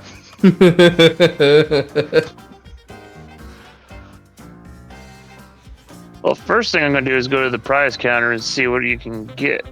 I love it, the prize counter. You know what? It is. It's like a Dave and fucking Buster's, bro. The fucking Chuck E. Cheese. I love The it. fucking Chuck E. Cheese. I love it. Like, we have pizza that we've puzzle pieced together Listen. from other pizzas. After my trip to Japan, it's more believable than I thought. Okay, that they would have a system like this, and then to get around gambling laws. System? Yeah. Yeah, to get around gambling laws, there are some people in the city who just happen to like buying overpriced boxes of chocolate that you can only get from this casino, and they buy them for a lot of money, if you know what I mean. Yeah. Okay, yeah. So as you check it out, you see that the primary thing that you could get at a relatively affordable level are elemental gems. Yeah. These elemental gems are used to, of course, summon elementals into your service. They are pretty affordable, if you ask me. 200 gold by the gold standard, which would be 200 bone chips. And it is a level 10 legacy consumable magical item. What? Yeah. And there's a little sign there, and the sign says in a number of languages, and Orin is on there, as is Talden, towards the bottom, that 1 in 100 elemental gems will spawn a permanent elemental servant. That's amazing. Yep. It's very amazing. You just don't think about any of the ethics involved in this, but like just like the Pokemon gambling. Just like the Pokemon Exactly. gambling. Yeah. I don't think about all the EVs that have been produced to make tokens. So that's the Abras main thing you can get. But there is like an assortment of gambling and luck manipulation based magical items that essentially sell for their normal value. That I can absolutely get populated. You don't have any chips right now, but that would be what they would offer at the prize counter. Sorry. You do have 10 chips. You do have 10 chips. To make you feel better about only having 10 chips, you can buy candy. They do have candy there. It's not rare candy or anything, but it is candy. And like other low end consumables and drugs. They obviously have drugs. Okay. All right.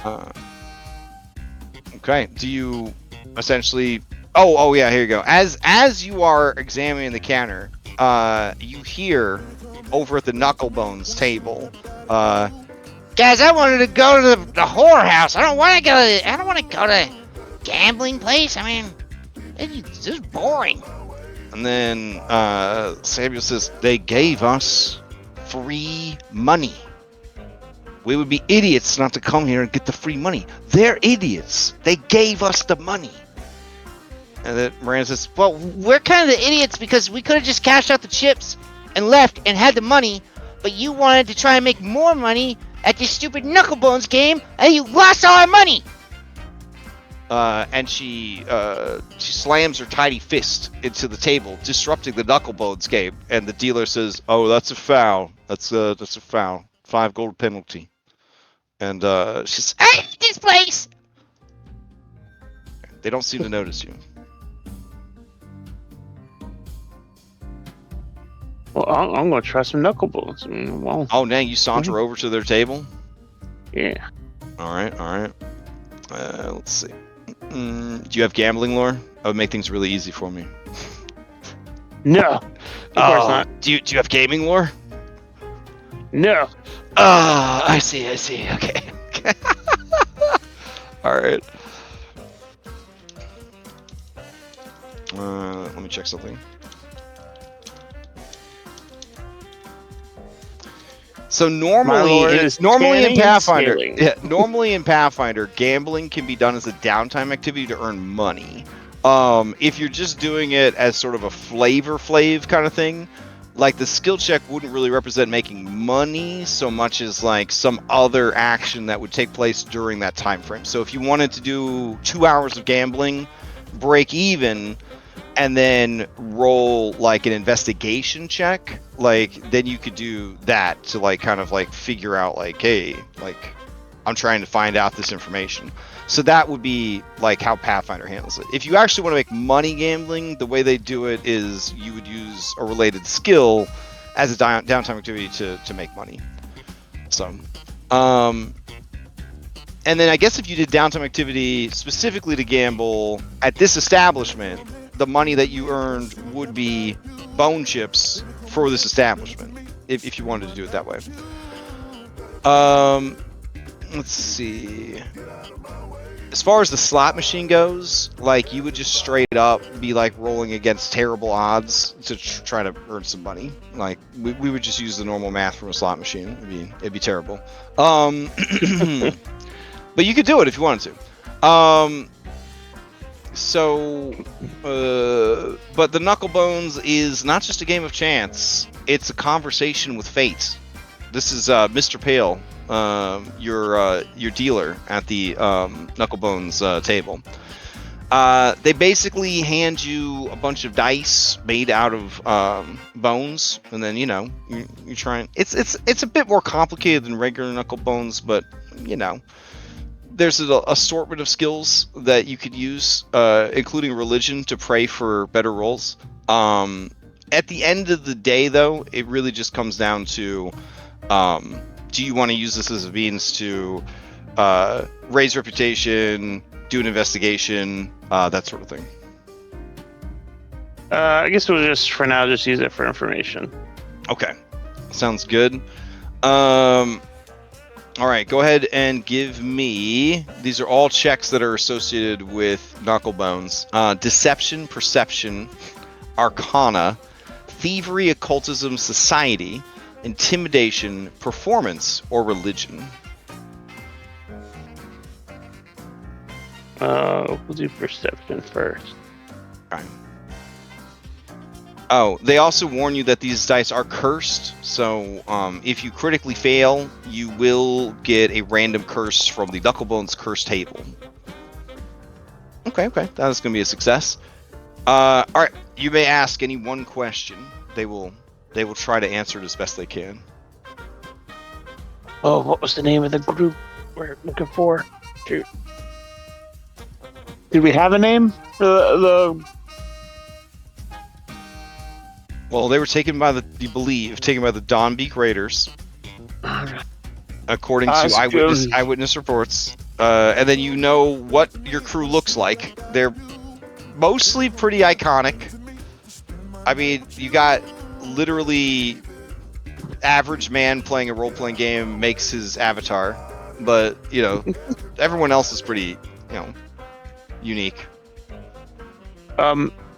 It's the first thing I'll ask is, has anyone heard of the Raiders? Yeah. Yeah. So when you ask about that, the dealer says, Oh, yes, yes. I'm well familiar with those individuals. Are you looking to join up? Yeah. It's my understanding that your people are unhappy with the city of Terranathus. Oh, by the way, this is your dealer, Mr. Pale.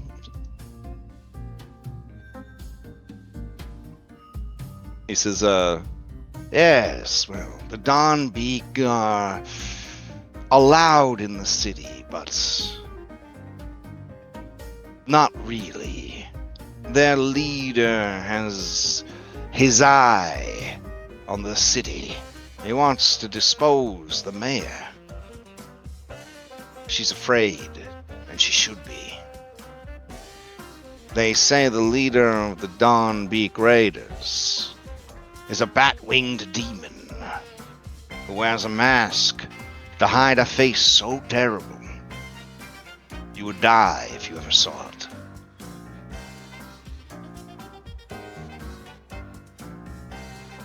Hmm. But if you are looking, I would recommend the cobwebs and those shadowed places. The arbitrary laws of the Mad Mayor have little sway.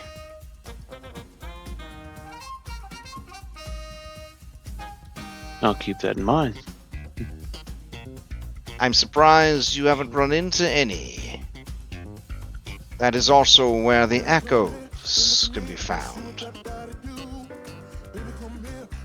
Echoes, whispers, so many sounds in the darkest places of our fair city.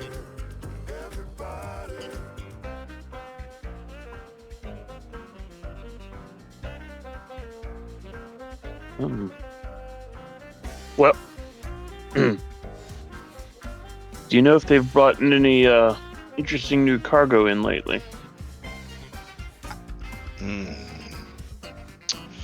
I think that's my shift. May luck always be in your favor. And they kind of bow to the table and head off. That's when Samuel turns to you and says, "Oh, he knows something. You want to follow him? I don't think he's really going on break. You want me to just shoot him?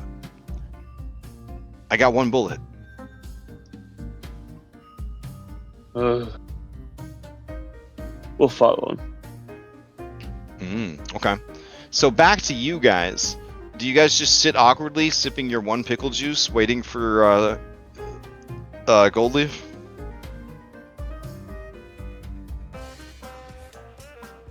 Jade doesn't want to leave him behind, so she's just kind of keeping an eye on things while she has this tiny little pickle juice that she definitely doesn't want, but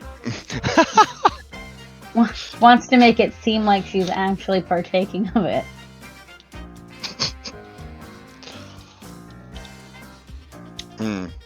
Fair enough. Okay. Songbo is willing to wait 16 minutes before leaving to try to find the. I think he's going to be the more library. than 16 minutes. I think it's going to be more than 16 minutes. All right, so you, after 16 minutes, I assume you don't lie, so you just say, "I'm going to the library now." Yeah, I just sort of scoot my seat back, and my feet are dangling, of course, because I'm tiny.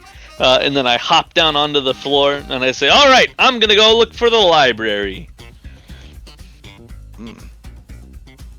Okay. As you start heading towards the door, a man stops you. Maybe he's a man. He's a skeleton. They're a skeleton. They have these sick-ass sunglasses that hide the fires that burn in their eyes. I thought it was going to be Lift's dad for a second. I mean, it could be. I mean, you know, it's different art. He says, you're heading to the library, Junior. You want me to take you? I love hanging out with Smalls. Sure. Let's go. All right. What's your favorite candy, young man? And he takes off his left arm at the elbow, and he holds that with his right arm so that his arm is long enough that he can hold your hand without inconveniencing you too much. That's brilliant. It's actually a feat skeleton skin. I love that. The system's so weird. All right, so yeah, they head out. So now the party is split 1, 2, 3, 4 ways. All right, we're almost there. We're almost there. All right, the three of you. Do you just wait for? Do you wait for him, or do you go after impressionable youth? Or do you want to leave it hanging with him going with the stranger? Just giving him free candy. You know what? That's it. You were past that. We'll just leave it there. We'll just leave it there. What happens? What happens to Songbo? Does he find out what pegging is the wrong way? Time to find out. He'll know after this. The guy's like, I love chopping off little boys' feet and giving them wooden ones instead. Wow. If I ever see any little boys, I'll let you know.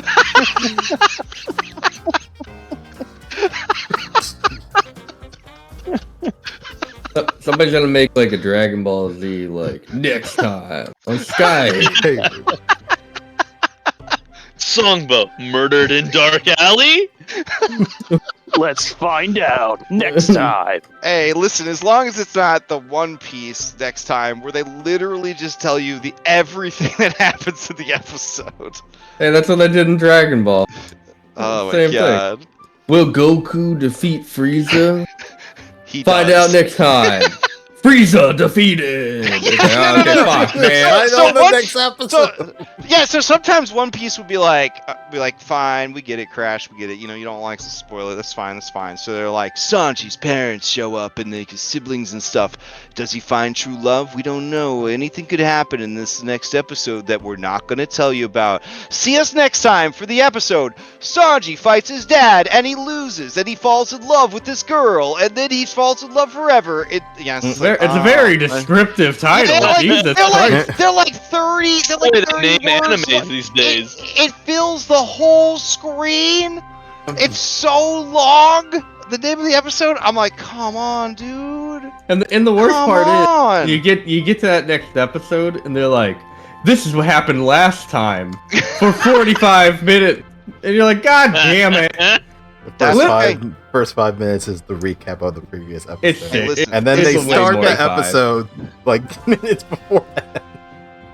I have a lot to look forward to in my life. Number one is someday Grand Theft Auto 6 might come out. Number two is that Ugly Sonic was able to find some work. He's gonna star as Chopper in live action. It wasn't I'm excited. that bad. I think Chopper should not be good looking. He's a little deer man. They just dyed him brown. Okay. They just dyed him brown. It's Ugly Sonic. Okay, you can't fool me. You can't fool me. Oh my god. Anyways, wearing a hat. And then allegedly someday they're gonna make a condensed One Piece anime. So. Yeah, the Wit Studios one. Yeah. I'm excited for that. Yeah. It's gonna be good. All right. You know what else I'm excited for? Playing more Skyhaven next week. Can't wait to continue to explore this most incredible city. Honestly, I was cooking. I was cooking when I fleshed out this city. I was like, damn, this is some fucking rad shit in the city. Hopefully we'll spend more than 5 episodes in here. Each of the eye sockets is is a different like crazy thing. Like full Sigil vibes inside. We take the Skull Mountain from Port Peril to the next level. You know, like I mean, the library. Like holy shit. Beyblades. Fucking Beyblades. Yeah. It's fantastic. Yeah, I mean, it do kind of make sense that like air elementals would like Beyblades. I'm just saying. Yeah. It do kind of make sense. Not arguing that point. Yeah. All right. Announcements. I was so busy last Saturday, I forgot to do my Japan stream. So I guess I got to do 2 Japan streams this Saturday. Question mark. And then tomorrow night, I think Dom and I are going to do vodcast. Sunday, Kingmaker. Monday, Stolen Fate. Last episode of Stolen Fate. They murdered Frodo, Frodo Baggins, to give you an idea of what kind of campaign that is. Yep. And then It wasn't Bilbo. we got a lot more insane shit going down in that game.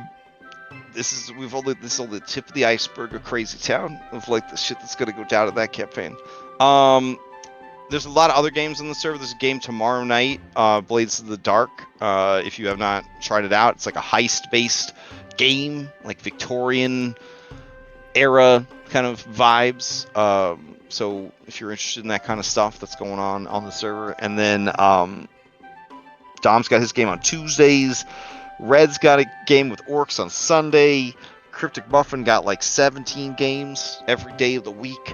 And then this coming Tuesday, I'm going to start a prep stream for Burnt Offerings into Seven Dooms for Sandpoint for an upcoming game I will be running but not streaming. But if you're curious how I'm going to connect the first edition adventure to the second edition adventure that it inspired, that's what the stream series is going to be about. It's like kind of sewing those two adventures together. But yeah, there's a lot going on. Anybody else have any announcements before we adjourn? Yeah, I'm good. All right. Well, I hope everybody has a good night, good week, and we'll continue next time. Thanks for running. And thanks everyone for tuning in. Catch you next time. Later. Good night. Good night, Good night, everybody. all.